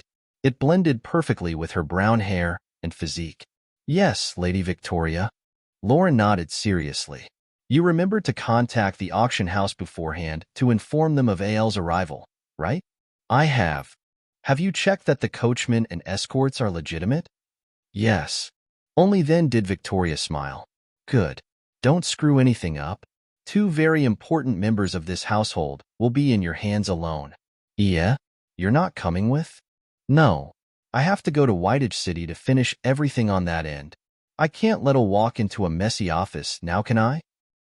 Lauran looked towards the carriage. Arnold was busy talking to Luke about how he must behave as the heir of the household. It was pretty ironic as he had never followed the same advice. I will make sure everything goes smoothly, Lady Victoria. Good. Here. Advance payment. Victoria put 3 gold coins in Lauran's hands. Isn't this too much? It was literally 3 times more than what she received monthly. This is your salary from now on. Since I am in charge of AL's finances, he told me I can increase your salary. Victoria walked past Lauran. Remember, if I hear you messed up, then punishment awaits. This will impact how the Lord views me as well. I cannot let my juniors make mistakes. With that, she left after climbing on another carriage that headed in a different direction. Lauran looked at the money in her hands. It was an amount she hadn't received before. My position didn't change. I'm still serving the heir, so why was I given a raise? She walked over to Arnold and Luke while thinking that. Miss Lauran, we're just about to leave. Are you ready? Luke asked when she approached them. Yes. She answered while looking at Arnold. The latter seemed oblivious to this and was busy looking into a mirror. Typical perfectionist. Not a speck of dust must be on his suit. The 3 of them boarded the carriage a moment later. As it was etiquette, Lauran was the last to enter. She closed the door and the curtains. After sitting down, she silently observed the 2. They looked like the ordinary duo of younger and older brother. Arnold was the smart, reliable older brother while Luke was the naive, kid brother. Miss Lauran, are you okay? Luke spoke to her while she was absorbed in her thoughts. HM? Ah, yes. I am fine, young Master Luke. His face was right in front of her. There was worry evident on his face. I heard that you couldn't sleep last night. Was something bothering you? Luke had heard from the night shift maids that Lauran was up all night. She was apparently in the library. When they found her, she was asleep with her head on top of a magic book. She must have only slept for an hour before she had to get up again to prepare for their departure. Why is he sticking his nose in my business? No, nothing is bothering me, young master. Lauran answered appropriately. Oh, remember to get lots of sleep. Miss Claudia says that you won't grow that way. Who's Claudia? Arnold asked. Oh, that's Norn's mother. Since I'm living with them, I refer to her as Miss. Speaking of that little demon with auburn hair, where is she? Arnold was still pissed about what she did. She left this morning. She heard that her mother and sister came to do some shopping in the city, so she headed to where her mother was. Is that so? Arnold stroked his chin. Why not invite them for dinner at our manor? And no thank you. I'm sure they aren't used to noble customs. Luke answered. It was already hard enough for him and Norn to maintain their manners at the table last night. Norn's mother wasn't of noble birth and hadn't come into contact with any nobles her entire life, so she had no idea how everything worked. I see. Well, then tell them my father said that they are welcome any time. Arnold leaned out of the window. Lauran silently looked at him. What's he thinking about? Just last night he looked like a demon who had no queries murdering a person. His tone, expressions, and body language were all dangerous. Lauran had never feared someone so much before in her life up until then. She had thoughts of what he'd do to her the next day. She shouted and hurled insults at him after all. It was something no servant should do in front of their lord. What could have been worse was Victoria's reaction if she heard of it. Although Victoria didn't openly show it, Lauran could tell that she was even more dangerous than Arnold. It was a kind of feeling she had whenever she interacted with Victoria. Of course, since Victoria was her superior, she had to act proper. Since I will be Luke's maid from now on, I don't need to follow her orders anymore. Victoria would basically be beneath her. Lauran would be the personal maid of the next patriarch, so her authority in the household would be equal to Sebastian. I'm looking forward to it. Lauran hid the smile on her face as she looked outside how they sped by the buildings and the people on the streets of Lauran. Chapter 7. The vast city of Lauran is home to humans ruled by Duke Marcus von Berkley, the great general of the spear arts. It is located west from the Empire of Julia and was located beneath a mountain. This duchy wasn't built near a mountain by accident, as the forest surrounding the mountain has medicinal plants, which is of great importance to the people of Lauran's temple and its success. With its suburban houses with elmwood rooftops, walls, and variety of culinary delight. To those from the surrounding land, Lauran has a mythical atmosphere. The main attraction is the Adventurer Guild, which was built 100 years ago and designed by dwarves. Lauran has a flourishing economy, which is mainly supported by armorsmithing, engineering, and herbalism. But their biggest strengths are sophisticated cooking and rare crop farming, which were bought from the surrounding farms. Sugar was also a big trade, though not as much as the aforementioned things. However, Lauran lacks people skilled in crafting. Dwarves had lived here once, however, they had returned back to their homelands. Lauran is primarily consisted of humans. The city of Lauran was one of the most prosperous cities on the continent. It could even compare to the imperial capital city, Estir, located in the Empire of Julia. Although the Duke is the sole lord of this city, he has vassals who act as his representatives or as a small government. Unlike most cities where the unemployment rates are high, Lauran offered many opportunities to those with and without education. This was even more reason as to why people should migrate out of their villages to work here. The city had many benefits besides the good employment rates. Its streets are well maintained and crime is kept to a minimum. That was mainly because the ruler was a powerhouse of the empire. Magic schools, massive chains of supermarkets, guilds of various kinds and entertainment areas made up the city of Lauran. The Adventurer Guild was in the center of the city. It was the first building to be built when this city was first created. The first patriarch had great respect for adventurers, so he wanted them right in this city. During the most delicate of times during war, they could be the ones who protect the people. While the patriarch and his men were off to war, they could protect the city and lessen the casualties. Being a large city, Lauran had enough wealth to even request SS rank adventurers. They were the national protectors of the world. In Star Fantasy, one could choose your own profession or class. Liam was an adventurer before he became a lord of the city he took over by force. That was before Alex recruited him to her guild. Because the system was so broken, there wasn't a way to rank level cap players. They were given the legendary SSS rank to categorize them. I wonder if there is information about me at the guild. SSS is not a real rank in this world anymore, after all. Arnold thought and looked up at the Adventurer Guild. They were on their way to the shopping district. The auction house would be located at the very top of the street. There was a street that went both sides that headed for the noble districts. I should make some time to visit the guild. He became an adventurer even before the game had an actual plot to follow. Star Fantasy was originally an RPG-based game before the big update that brought a real story. That meant that he was active even before this city was built. I was stationed in this city for a few in-game years after the Duke requested me to protect the city against another Duke. That was how he learned of Luke's arrival at the manor and the mysterious sword they'd be purchasing today. The sword was rumored to be a semi-star rank. He heard this from his guild master, Alex. At first, the sword was in a relic tomb located far from this nation. One lucky traveler found it and sold it to a traveling merchant. The latter then sold it to an official of the empire from this city. That person was the one in charge of the auction house, Bruce Pinedale. He was one of those guys who bought his way up to the top of the noble circle. He wasn't of noble blood, but his authority was still absolute and ranked higher than most nobles in the empire. The man wasn't really a swordsman, so the sword was basically useless. He also didn't know how to use its abilities. Wouldn't it be more beneficial to sell it for loads of money? The idiot doesn't know what he's giving away. Forget star-ranked artifacts, even semi-star-ranked artifacts were rare in this world. Being a DOP, Arnold had countless star-ranked items on his battleship. Whenever he was low on money when he was solo, he would sell it to the public.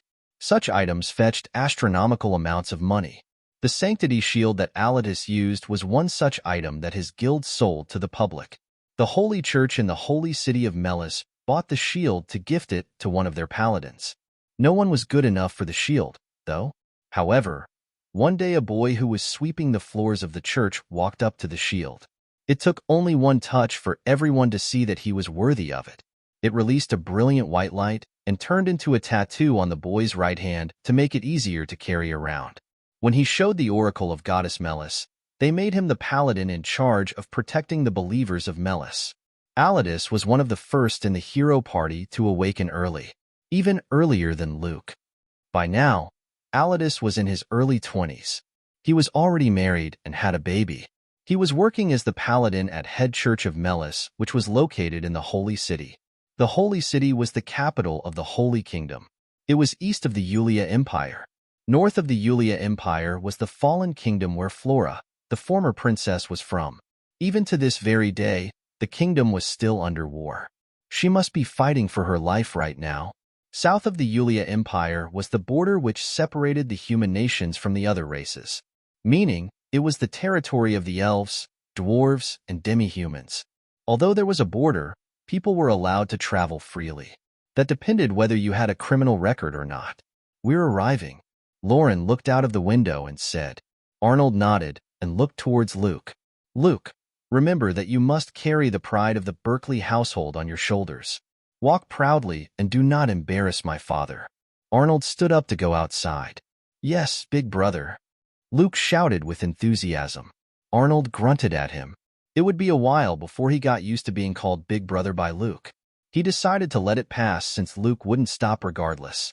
"Stay here, Lauran.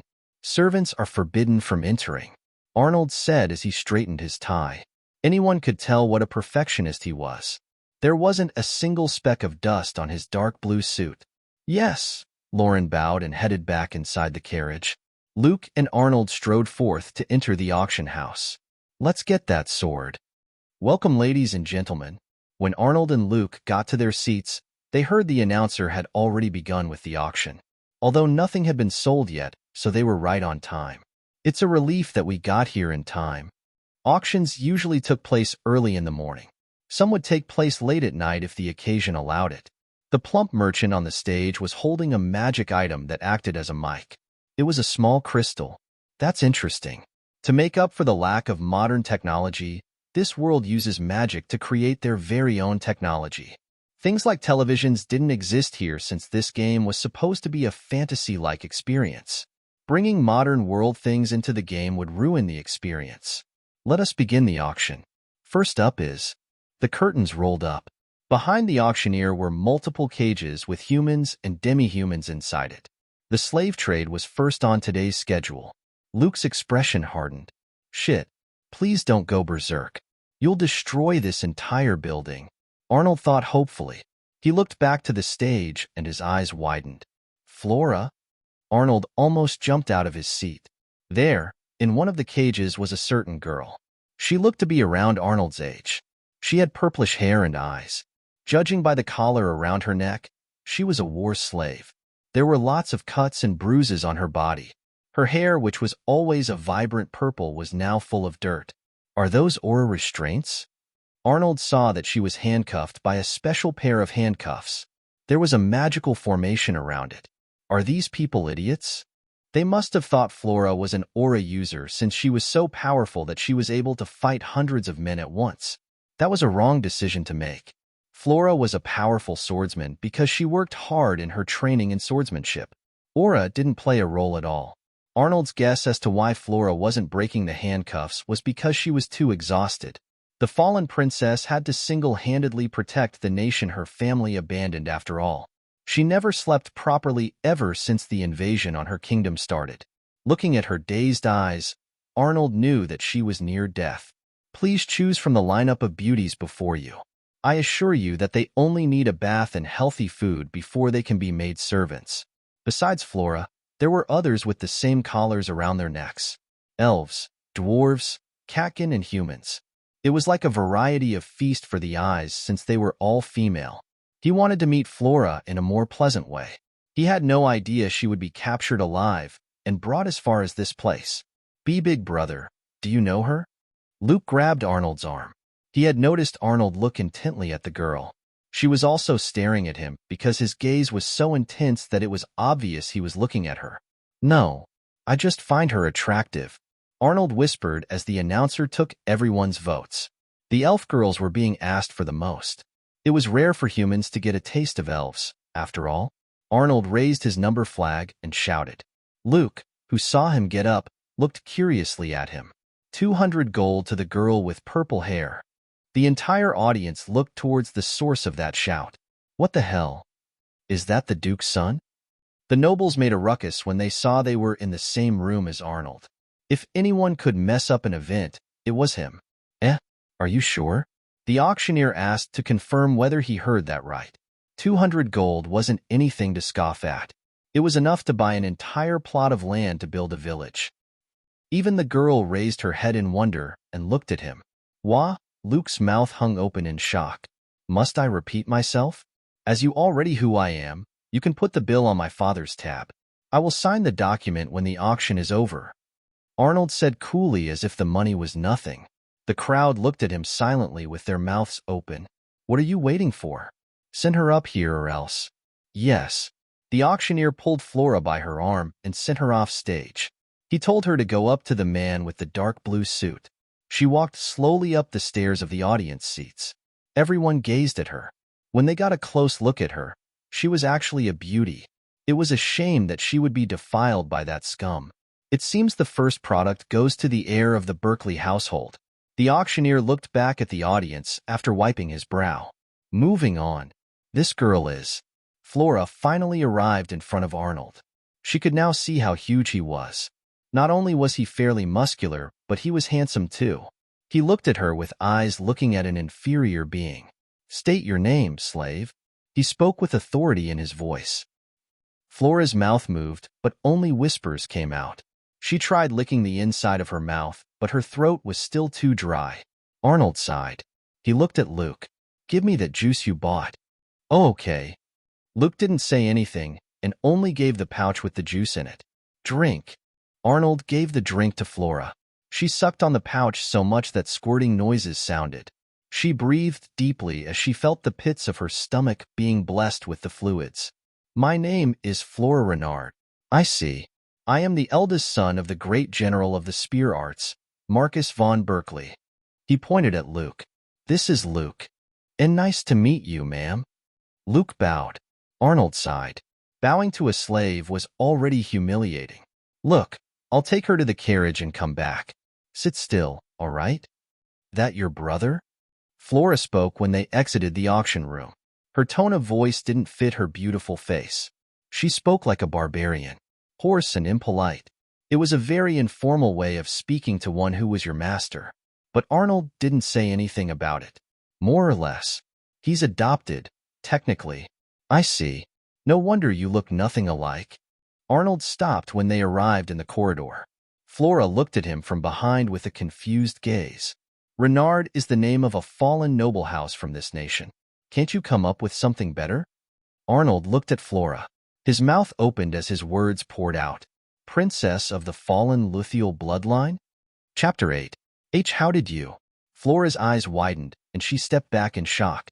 If they, the Juliar theocracy, find out that you are the daughter of the one who signed a contract with a great demon, then you'll be hunted down, Flora Renard. Arnold smirked. He didn't sign the contract. Flora shouted back. The theocracy doesn't see it that way, princess. To them, the moment he didn't reject their offer meant that he was the theocracy's enemy. The Juliar theocracy were the ones who preached and worshipped the human god, Melis. They were the ones who maintained order in the name of the almighty goddess. In truth, however, they were the most corrupt cult in this world, even more so than the demons. In an attempt to rid this continent of their opponents, such as other religious groups and/or threats to their status quo, they resort to underhanded methods like propaganda. For example, if they suspect that a person or organization was thinking of taking them on, then they do their utmost to slay those individuals. That was what happened to the kingdom where Flora was born. Flora gnashed her teeth. She tried to forget about everything that happened back then, but now the memories came flooding back. Are you going to tell them? She smirked and broke apart her restraints. It wasn't much, but the juice managed to give her some of her energy back. Enough to wring a random brat's neck. That is, my. That was supposed to have restrained your aura. How is it that you're that strong? Arnold said with nonchalance. Flora glared at Arnold. She bent her legs and burst forward. It was speed that wasn't possible for normal humans. She didn't have the air of a warrior around her. Rather, that of a young lady from a well-off family. Appearances could be deceiving. Flora swung her leg at Arnold. It was fast, but not fast enough. Arnold only stepped back after releasing his aura. Dealing with an emaciated girl wasn't that hard. Kaya. Flora was suddenly thrown upside down. It was done in a split second. Arnold flipped her while she was off balance with one leg in the air. She crashed onto the ground head first. Arnold held her arms with an iron grip. She couldn't believe the strength in his hands. She couldn't even escape. You bear the sins of your father, Flora. Her father, Lucius Ashen Luthial II, was given a choice to make his kingdom the vassal of a nation an undead ruled. The undead was a vampire lord that invaded a city and made it their domain. The great demon who made the offer was one of the vampire lord's subordinates. It was explained in the game that the king didn't accept yet, since he was wavering on if it would benefit his nation. On one hand, the vampire lord could protect his nation. However, there was the worry over losing the trust and connections with other foreign nations. On the other hand, the one who made the offer was of undead origin. That was enough for the theocracy to make a move. The Juliar theocracy didn't let this chance slip by and used it to destroy the nation. Undead and the people of Goddess Melis don't see eye to eye, do they? And look at you, the only surviving member. Arnold said with a glint of mockery in his eyes. This was the perfect chance for the theocracy to kill your family. They feared all of you. No, you were one of their biggest fears. There had been rumors of a swordmaster going around. You could become even more troublesome if you were the vassal nation of that vampire as well. Flora's eyes were turning moist and her face red. Her teeth made grinding sounds. To think that I would be forced to submit to some guy in fancy clothes. When she looked up, she saw the mocking smile that Arnold was directing at her. That sword master was you, isn't it? Now then, if you want to keep this between us, you will do as I say. This scumbag. Flora shut her mouth. That was actually on her mind. She would have incapacitated Lauran and run away. Good girl. Stay with Lauran for now. Once I get back, I want to have a talk with you, Flora. Luke and I will be busy for a while. We should be done by noon if the auction continues at the same pace. It was 2 hours since they arrived at the auction. It would be 3 hours until noon. Maybe there'll be enough time to visit the store. Lauran thought after looking at her watch. Arnold didn't say anything else and only closed the door after exiting. Good grief. He sighed as the carriage began moving. Let's hope my luck won't let me down. Arnold returned to the room and sat back down. Everyone's eyes were on him and followed his every movement. Where is Miss Flora? Luke asked. She's being taken care of by Lauran. Is that really okay? Luke asked again. Yes, it's fine. She won't run away. I can promise you that. Arnold crossed his leg and chuckled softly. She needs to start with his training immediately. He blackmailed her because that was the only way to get her to agree to do what he says. He couldn't take the risk that this world's Flora would decide to train Luke with her own free will. As a noble of the highest seat in the aristocracy, Arnold could pressure Flora as much as he wanted. Just to be clear, the only reason he bought her was to make her become Luke's master. Nothing else. Arnold looked at Luke. I'm not a romantic kind of guy, so it's impossible for me to get two people together. If anything, Arnold only knew how to make a woman fall in love and break her heart. This was why Olivia was so disgusted by him. Well, they don't need to get together anyway. She only needs to teach him how to fight with a sword. Whatever the hell they do afterwards is none of my business. Hey, Luke. Yes, big brother? Luke blinked innocently as he looked at Arnold. I want you to buy Olivia a gift. Why? You need to make a good impression. This is the most important when meeting a woman, especially on the first date. I want you to give it to her as well. What did she like again? Arnold tried to remember the wiki page he read a long time ago. He was Googling Olivia. Blood crystal, he remembered. When you spot red crystals, I want you to buy that. Oh, okay. Olivia had a hobby of collecting rare gemstones, magic crystals, and diamonds. It was one of the few joys in her life as royalty. As she was the princess of an entire empire, there was never the shortage of money to acquire any gem her eyes laid upon. However, the red crystal was a different mineral. To those who knew not of its worth, it was a garbage item. But to Arnold who played the game, it was like a treasure. The crystal could be used for many things. Summoning artifacts, jewelry, mana battery that could be used to fuel an entire city, and so on. Even a small piece of the crystal was priceless. Given its uses and properties, Arnold wasn't surprised. Mineral were also ranked with letters such as F, E, D, C, B, A, S, and SS. This particular crystal was actually a star-ranked mineral.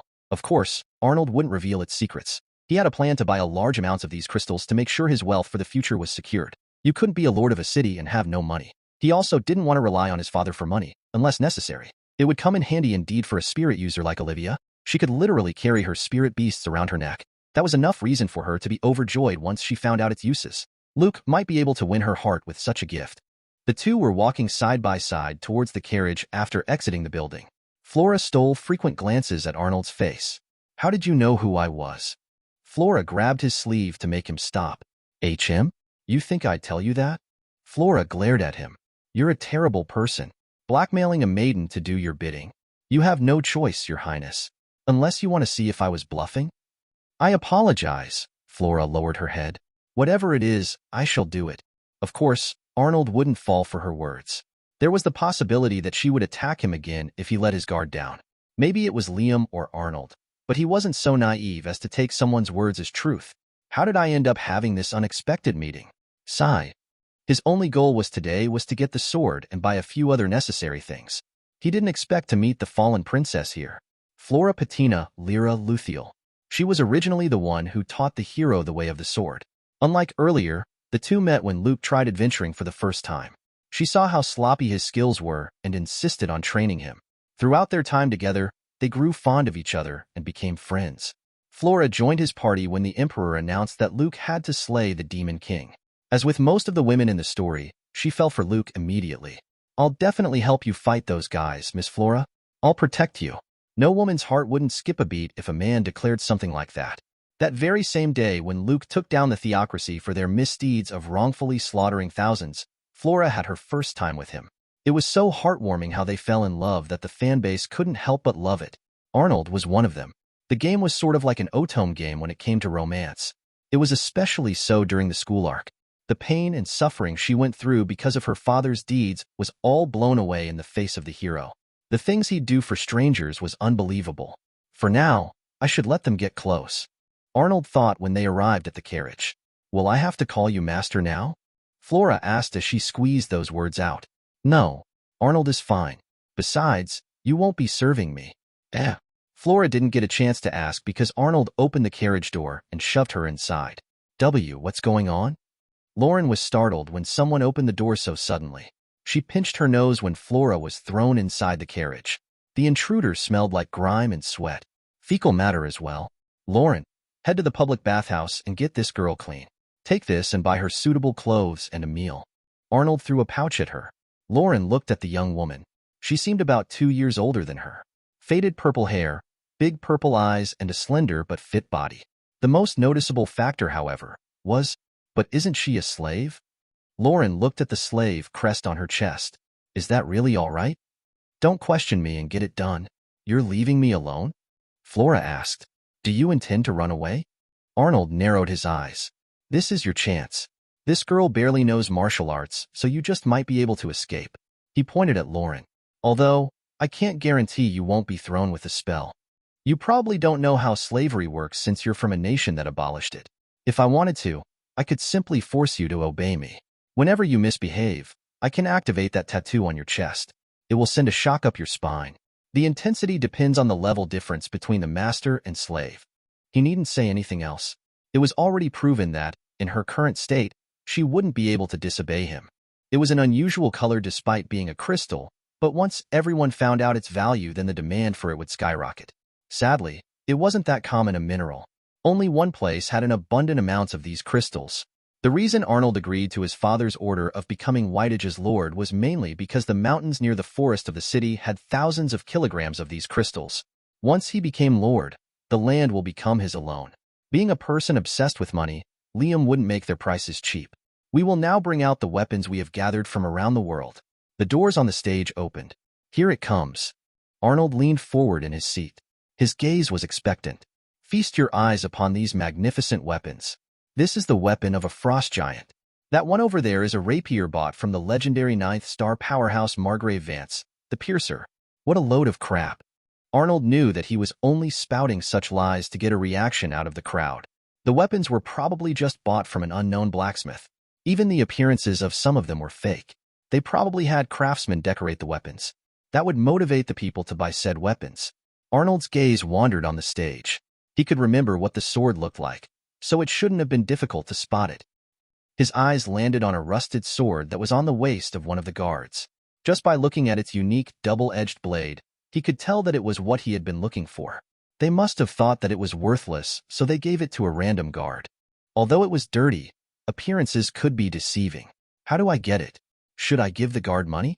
That would be suspicious since there was no reason for the son of a great noble, such as him, to care for a sword like that. He could buy anything else. If the guard was quick-witted, he would immediately understand that the sword was worth more than they bargained for. If that was the case, then he'd demand more money for it. Well, I can't just kill him. Damn it. Arnold thought in frustration. The people were already bidding for the weapons brought on stage. Luke glanced at Arnold. Why isn't he buying one? The whole point of coming today was to purchase a sword. Luke already had a sword in mind. It was a sword with a golden hilt, a sharp curved blade, and a gem for decorative purpose. It was the most fitting for a heir compared to the other trash they brought out. Luke hesitated to tell Arnold. He had never really asked for anything before in his life. That much was understandable. He was a meek and shy person after all. You, big brother? Luke pulled Arnold's sleeve. The latter seemed deep in thought as he didn't respond. Luke shut his mouth. Thank you everyone for placing your bids. Please fetch the weapons after the auction, as doing it now would cause a ruckus. Luke sighed in disappointment. All he had to do was ask Arnold to buy the sword for him. Arnold suddenly stood up and walked away. By the looks of it, he was going to the backstage. It wasn't off-limits per se, but that didn't mean just anyone could enter it. Where's he going? Luke could only wonder. Chapter 9. Luke waited in silence on his seat for the next batch of items. The announcer spoke. For the next auction, may I present you the craftsmanship of our empire's finest jewelers. In addition, we have taken into account to prepare raw minerals for those who loves making their own custom jewelry. Women wearing revealing outfits walked from behind the red curtains. There were about a dozen of them. Each of them were pushing a cart with cloth thrown over it. Many gazed in wonder over what was beneath those cloths. I will not be the one to introduce all these wonderful items. Someone else with knowledge in that department will do it. Now then, the auctioneer turned to his left. A young woman walked onto the stage. She was wearing a fancy red party dress with matching heels. They noticed something around her neck. It was a necklace with 5 diamonds sewn beautifully onto the string. Just by looking at it, everyone could tell that it was very expensive. She will be introducing all of us to the jewelry that we have brought today. Do not mind the necklace around her neck. It is but one of her masterpieces. If you wish to buy it, you must pay a hefty price. Ha ha ha. The woman smiled amiably in response to his praise. Now then, please begin. She nodded and gestured for them to pull off the cloth. Many of the audience were astounded by the variety of items before them. Luke did not care for them even as the women explained what each of them was. Instead, he focused his attention on finding the crystals Arnold mentioned. Is that it? He could see small shards of red pieces lying next to the other jewelry. It seemed like nothing at first, but then he saw that they were the crystals Arnold spoke of. There was a single big one amongst the broken pieces lying around it.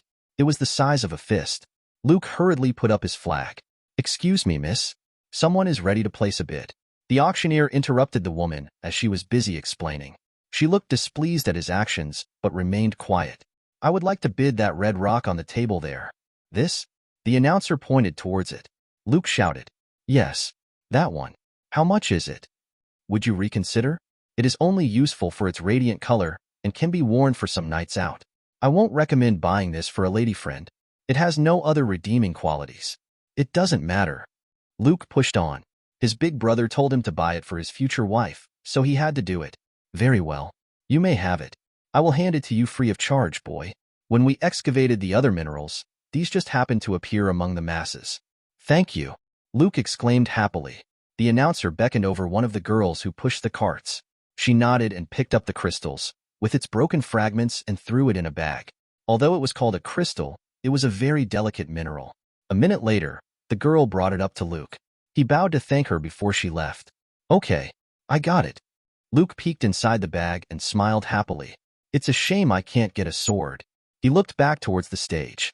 They continued explaining the value of each rock, crystal, and mineral. Nothing really stood out after that. Luke could only wait for Arnold to show up. The auction was where you could get the highest quality weapons on the market. Even famous blacksmiths end up losing business because of the weapons that are available in auctions. If Luke couldn't get one today, then he'd have to wait until the next auction took place. That said, auctions weren't just daily in this world.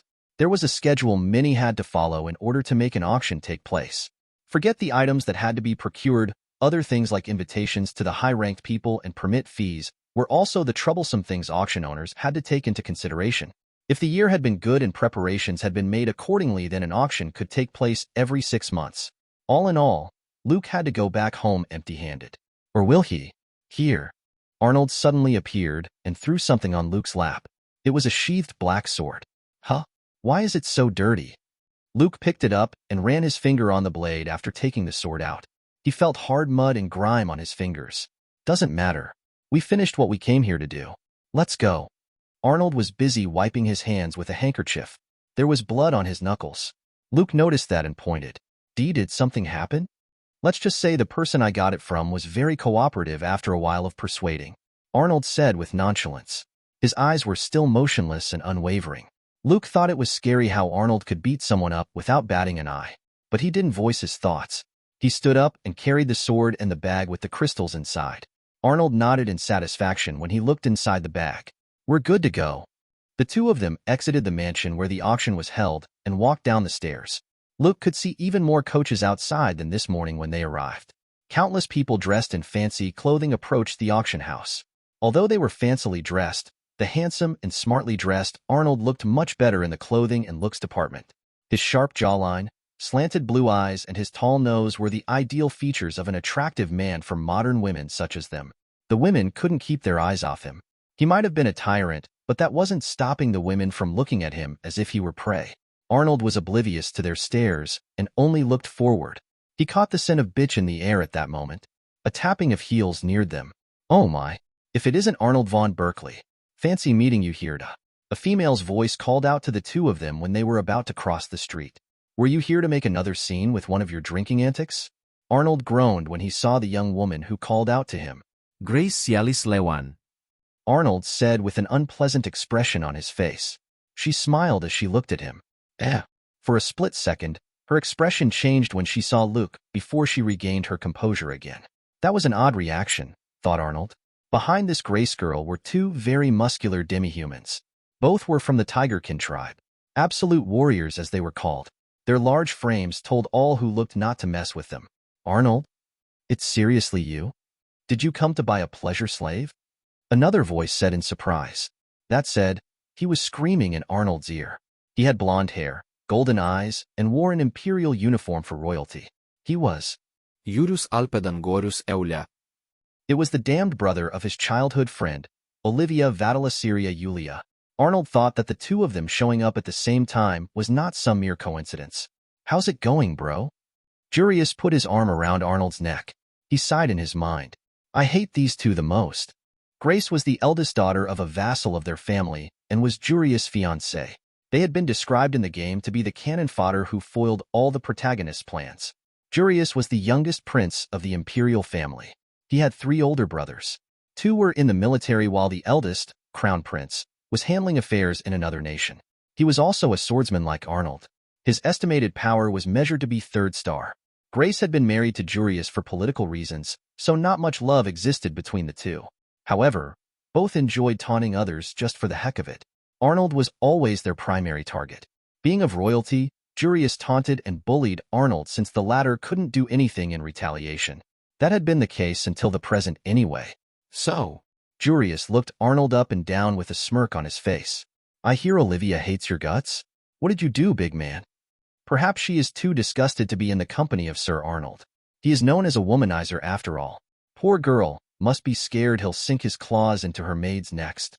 Grace said with a hint of mockery and flicked her drilled golden locks.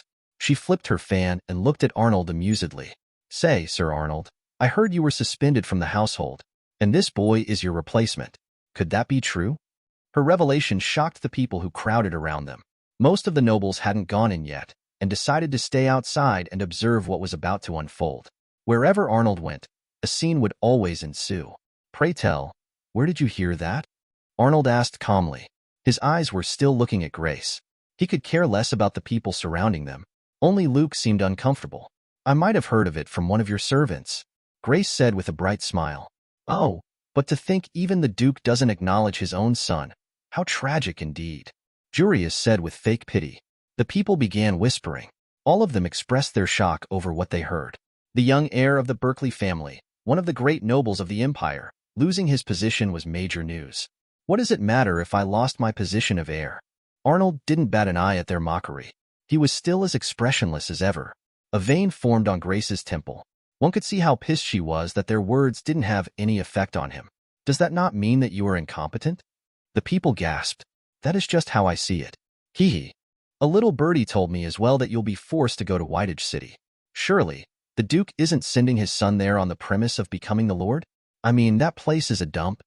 Anyone would guess that the Duke disowned Arnold and will send him to become the lord of a ruined city as a sort of guise. They thought that it was to get rid of him. Well, it does look that way, Arnold thought. Seems like it was the right decision to have Olivia stay at the palace. Who knows what kind of danger she'll be placed in if she were there that day. After all, you have a habit of hitting women whenever your anger flares. Didn't one of the servants resign after she was almost assaulted by you? If this were the original Arnold, he would have silently walked away. Even if he was insulted, and even mocked for his obsession with Olivia, he would remain silent. Opposing royalty was equal to becoming a traitor to this nation. However, a big, strong hand gripped Jurius' entire face and lifted him effortlessly. It was Arnold. Jurius' screams were muffled in Arnold's hand. His face was literally being crushed. You know, I'm not very good at teasing or insulting others. I think it's cowardly of doing so. But taking that crap from a guy like you, with no future for your bloodline or this empire, just irks me to no end. Oh, and one thing, Arnold increased the strength in his hand. Keep Olivia's name out of your mouth, you incest creep. Jurius' eyes widened. Yet another revelation that shocked the crowd. The prince was in love with his own sister. Many looked at him in disgust. In the game, there was one incident where Jurius tried to rape Olivia while she was sleeping. It happened on the night of her and Luke's wedding. Of course, he didn't succeed since her spirit beast Nygard tore him to shreds. Sir J. Jurius, you can't do such a thing to royalty. Grace motioned for one of her tigerkin slaves to apprehend Arnold. The tigerkin took out the large great sword from his back. His muscles bulged. Jurius' face was still being crushed by Arnold's hand. Luke was frozen from what he just saw. Are you trying to intimidate me with your demi-human lovers? That's cute. Arnold smiled widely and looked at one of the tigerkin. He was built like a literal mountain. His biceps were as thick as Al's torso. His large size might have intimidated others, however, his opponent was a fifth-star knight. The demi-human shivered when he saw Arnold's expression. It was one of a demon ready to strike down a lower life form. Arnold's gaze held absolute power, a power that forced its enemies to their knees after tormenting them.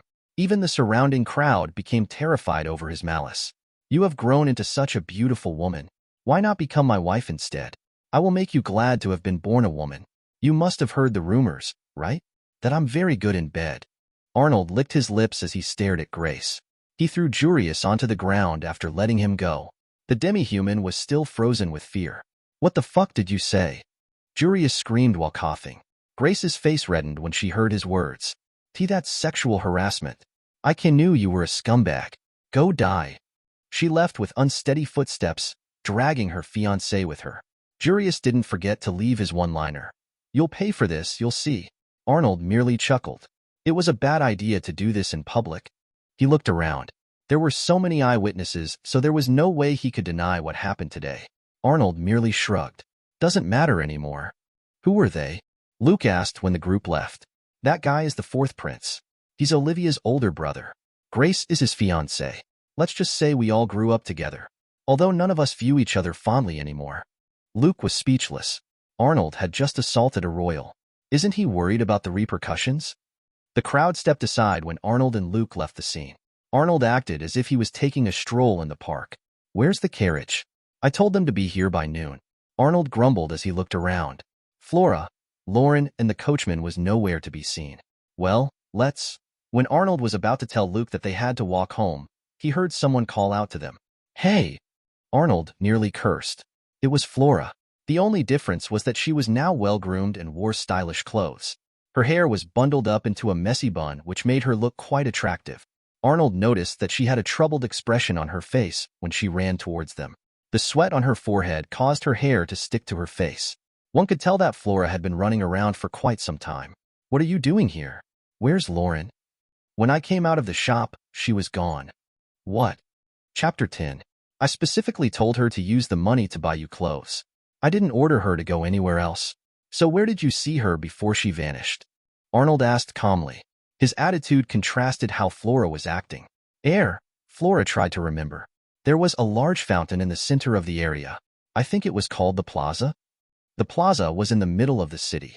Whichever road she took, well, they still had to find out. The northern road headed to the noble district. The southern road led to the slums. The western road led to the entertainment district. Lastly, the eastern road led to the commoner district. The plaza was where many of the city's stores were located. Unlike the shopping district, which had markets that sold food, at the plaza were stores for clothing, jewelry, tailors, and so on. Did she mention anything about stopping by another location? Flora shook her head at Arnold's question. All I remember is that when I left the store, she was gone. Where's that damn coachman then? Arnold asked in frustration. Lauran was a valuable acquaintance. He couldn't allow her to fall into danger. He was gone as well. What was strange was that the carriage was still there. But there were some shady guys standing outside the stores. All of them wore a red ribbon around their right arms. When I exited the store, they tried to attack me. I defeated them and asked if they saw where she went, but they wouldn't tell me anything, so I handed them over to the city patrols who passed by. Arnold stopped walking when he heard that. Red ribbons. He suddenly remembered who they were. Only one gang wore red ribbons to signify their identity. The Felix brothers gang. It was the gang of the three brothers. The eldest was the leader while the other two were his right-hand men. Don't tell me they were there for Lauran. Arnold had a bad feeling. Her father's store in the commoner district. My guess is that she went there and is being followed by them. Arnold concluded. It was the place she'd most likely head to. As Lauran was Arnold's slave until recently, the boss couldn't make a move on her. However, since she was now free, he could do what he wanted to her and her family. It might have looked like Arnold completely abandoned her from the decision he made. However, that wasn't the case at all. Staying with Luke was better than staying by Arnold's side. He was probably too optimistic thinking that Flora could protect Lauran. But still, even in her current state, she was as strong as an average knight. What is he going to do with her? Although he wasn't certain where, chances were that the boss took Lauran to one of his hideouts. That being the case, Arnold had no idea where to look. Look, I need you to head back. Why? Miss Lauran is in danger. What can you do? Arnold's question caused Luke to go silent. He lowered his head. He was powerless as he was now. Although he won in his fight against Arnold yesterday, that was merely because his emotions went rampant, which released his power. As Arnold saw it, that strength didn't belong to Luke. Yet, as he was now, he couldn't compete with gangsters who slaughter for fun. You may be the strongest in your village, however, this is a city that many renowned warriors call home. You aren't strong enough to face them. But Arnold glared at Luke, who was still retorting. Luke cowered at his glare. I have no qualms knocking you out if you keep refusing. Now, give me the sword. Arnold pointed at the sword by Luke's waist. Luke handed it to him silently. If anyone asks why I didn't come with you, then say I went to a brothel or something. Yes. Luke obediently nodded his head. He turned around and began walking away. Is this okay? Letting me come with? Flora, who had watched them silently until now, spoke up. I need a meat shield in case the enemies overwhelm me. Flora pouted. Take this. Arnold threw the sword at Flora. This is... Flora looked at the sword blankly. What? This is the sword that guard took from me. I've been using it since my previous weapon broke. Flora swung the sword to see if it had the same feel as the last time she used it. It did. So that explains why that low-ranking soldier had it. He must have been the one who brought Flora here as a slave, after she collapsed due to exhaustion from fighting hundreds of knights. Did you travel all the way here on your own before you became a slave? Arnold asked as they walked. Yeah.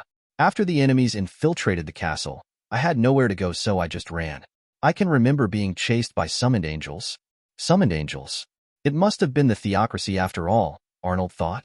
To be able to summon angels using divine crystals, one must have the blessing of a god. Arnold concluded that they must have sent one of the high priests to deal with Flora. That alone proved how much of a threat Flora actually was to them. She was a future master swordsman, after all. What level were the angels? About level 35, I think. Those things were almost as strong as the average Imperial Knight. As expected, they really sent one of the members of the theocracy to capture Flora. The theocracy were a group of people who delivered divine judgment in the name of Goddess Melis. They created a group who could deliver justice in their name. They were called the Warriors of the Word of God. There were 10 of them in total. They demonstrated the highest authority of the Holy Empire. One side of the Holy Empire was comprised of the theocracy, while the other was ruled by the current emperor. Some agreed to the decision to make priests implement a system where they ruled while others did not. Those of the latter stuck to the old tradition of being ruled by a monarch. Namely, the first emperor. The supreme pontiff and the emperor decided that, in order to come to an agreement, they must coexist. The northern side was comprised of the government ruled by priests, while the southern side was the Holy Empire. The nation was divided as such hundreds of years ago. The ones who the theocracy used to implement the judgment of God are the aforementioned warriors of the Word of God. It wasn't unusual for such individuals to be level 50 or higher. The leader was said to be at the level of an 8-star powerhouse, level 65 or higher. Flora, what level are you? This was the first time Arnold had asked someone that question. He wasn't sure if levels for humanoids existed in this world as it did in the game. You even want to know my level? Flora huffed. Is it taboo to ask someone that? Have you been living under a rock? Flora answered regardless. I'm level 37. So she's one of the stronger ones in this world. Levels didn't necessarily convey how strong an individual was. It all came down to stats. Original Arnold was at least below level 30 when he was introduced. But his stats were much higher than the average person. That was because his stats were unbalanced in the game. His AP, or a power, was estimated to be extremely high, which explained why he was so powerful. Arnold wasn't sure how high Luke or Lauran's levels were. He had to first find an appraisal item that could measure a person's power. Such items weren't on the market. Asking someone their level is similar to sharing your personal information. You must never even share your skills. Right. If you were to PvP someone after telling them, then you'd be at a disadvantage. Arnold no. Liam thought to himself as he remembered how one of his junior guild mates once complained about being PvP'd by a person he considered his friends, only to lose a great amounts of EXP and items after losing the battle. Of course, the fault lay with the guild mate since he gave out information about his in-game character. Do you know how high-leveled this greater demon was who visited your father to make your kingdom a vassal? Flora thought for a moment. The mages of the palace said that he was at least level 70 or above. Arnold shivered. What the hell? Someone like that can't be that unnoticeable, right? Where has this greater demon come from? He had heard from his clan mates that there was a city ruled by an undead who had subordinates that equaled or surpassed 7th-star players. Hearing the demon's level, he didn't find it so ridiculous anymore. So you only know of it making contact with us, but not its origins? Well, I guess you're not omniscient with your connections. There is a big city to the south of the kingdom, so it lies between this empire and your kingdom. Flora nodded. It is being ruled by a vampire lord. Vampire lord. It was a title given to a species that had reached the peak of their race. As seen with dragon lords, orc lords, goblin lords, etc., she is estimated to be level 100. Some believe she is a descendant of the legends that once roamed these lands. Flora said gravely. Even thinking about that monster was giving her the chills. Even though the city she took over was an important neighbor before, none of the nations could do anything against that monster. She wasn't the only one who was powerful, her subordinates were as well. So she's a level cap NPC, Arnold said in a mutter. There was a possibility that she was a player. That was because it was extremely hard to max out your characters, even for players. Once you hit level 80, then your progress stalls immensely. Even using real money wouldn't get you that far. You had to grind and put in the effort. Even the powerhouses of this empire weren't even level 80 yet. That was why Arnold concluded that it was highly likely that she was a player. I never really went into detail to ask about the vampire lord, but this is okay too. There might come a time when I have to interact with her to know for certain if she is a player. What was that? Flora found the way his behavior changed odd. He was muttering to himself while staring into empty space. Nothing. Oh, right. Since you haven't recovered yet, take this. I need you to help me fight when the chance arises. Arnold handed a potion to her. It was an ordinary healing potion, so the effect shouldn't be that potent. Arnold had considered making the potions from the game. However, he needed the right materials before making said potion. The materials weren't rare, but getting them would be difficult even for him. Not to mention he needed to travel vast distances as well. Flora drank the potion and felt her body being re-energized. Little by little her strength returned. You sure I can use this? You're not scared I might cut you down? Flora smirked. As arrogant as ever, Your Highness. Arnold mocked before jumping onto a nearby building's roof. Flora soon followed. The two of them began jumping from rooftop to rooftop. Part 2. Earlier that day, Lauran stealthily left the store as Flora was busy trying on new clothes. Lauran told the coachman to drop Flora off at the auction house after she was done with buying the clothes. Although Arnold ordered her to take Flora shopping, he didn't say anything about babysitting her. Plus, Flora was still under the detainment of the slavery collar, so there wasn't a worry of her running away without repercussions. I have to go see how they're doing. My family. She hadn't visited her parents in a while. She was only allowed to visit them twice a month. She broke into a run when she took the eastern street of the plaza. The people looked at her oddly since she was wearing a maid uniform but wasn't in the presence of her master. Lauran didn't concern herself with their gazes and continued running towards a certain location. The store her parents started when they moved to this city. Although it wasn't doing very well these past few years. The whole reason Lauran became a slave had to do with that incident that happened 2 years ago. She had willingly sold herself in order to get money so her parents could pay off a certain amount of their debt. Maybe it was out of spite or just because he was interested in her, but the first one to buy her was Arnold. After the incident with the gang, they had officially become a black store. Black stores referred to the stores who had relied on the money of loan sharks and those from the underground. Getting involved with them was believed to bring lots of trouble. Her father was once a friend of the leader of the gang.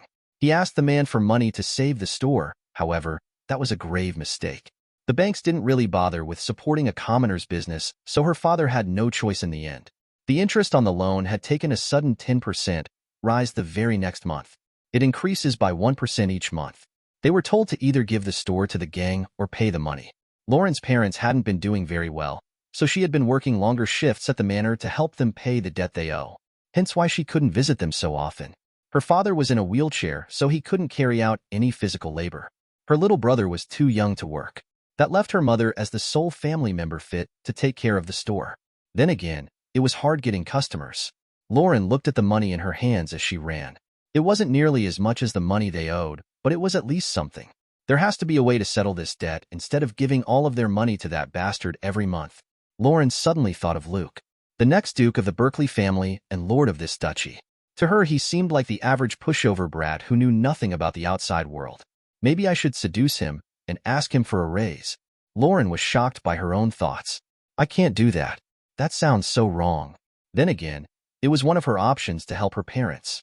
If she could at least become the mistress of the next Duke, then her problem would be solved. She could even ask Luke to get rid of the gang.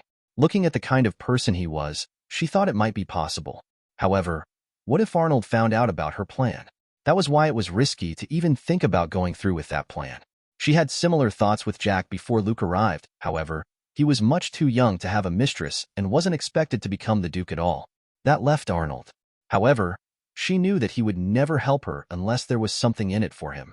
Lauran felt like she was in a dilemma. Is someone behind me after all? Lauran muttered when she came to an abrupt stop when she reached the street where her parents lived. It was a fairly safe neighborhood. She had felt this presence ever since she left the store. Being capable of manipulating mana, she could detect faint movements of footsteps behind her. She had left residual mana to see if she was right. Who is it? She continued walking and pretended she didn't sense them. She fished out a wand from her maid uniform's pocket and stealthily cast a spell. The street was oddly quiet despite the fact that it was broad daylight. Had the residents retreated inside their houses? If so, for what purpose? Lauran continued casting as the footsteps got closer. She was casting a third-rank magic spell. In the world of Star Fantasy, items, characters, monsters, magic, divinity, and so on are all classified by different rankings. For weapons and items, they are ranked by letters from F until SS, followed by semi-star and star rank. Monsters and residents of this world are ranked by levels, level 100 being the cap for all beings. All forms of magic, however, are classified by rank. It wasn't common for the average person to be able to cast 4th-rank magic unless they were extremely talented. Such people were sought after in this world. There are probably less than a few thousand people, that includes the powerhouses on the continent, who are capable of using magic above rank 4. Even fewer could cast 6th-rank magic. Anything past that meant someone was classified as a demigod. Only the legends of the past were known to be that powerful in magic. Lauran didn't know why she was capable of casting such magic. She was never the kind of person who had an interest in fighting, but given the situation at the moment, she was grateful. Come out. Otherwise, I will have your heads. Lauran finally activated her spell. Well, it seems we've been found out, boys. A hoarse, deep voice came from the shadows. A 2M tall man with a bald head that had a snake tattoo on the right side of his face stood in front of Lauran. Lauran lost focus, which caused her spell to vanish. The man before her was the youngest brother of the leader of the Felix gang, Tobias, the Shredder.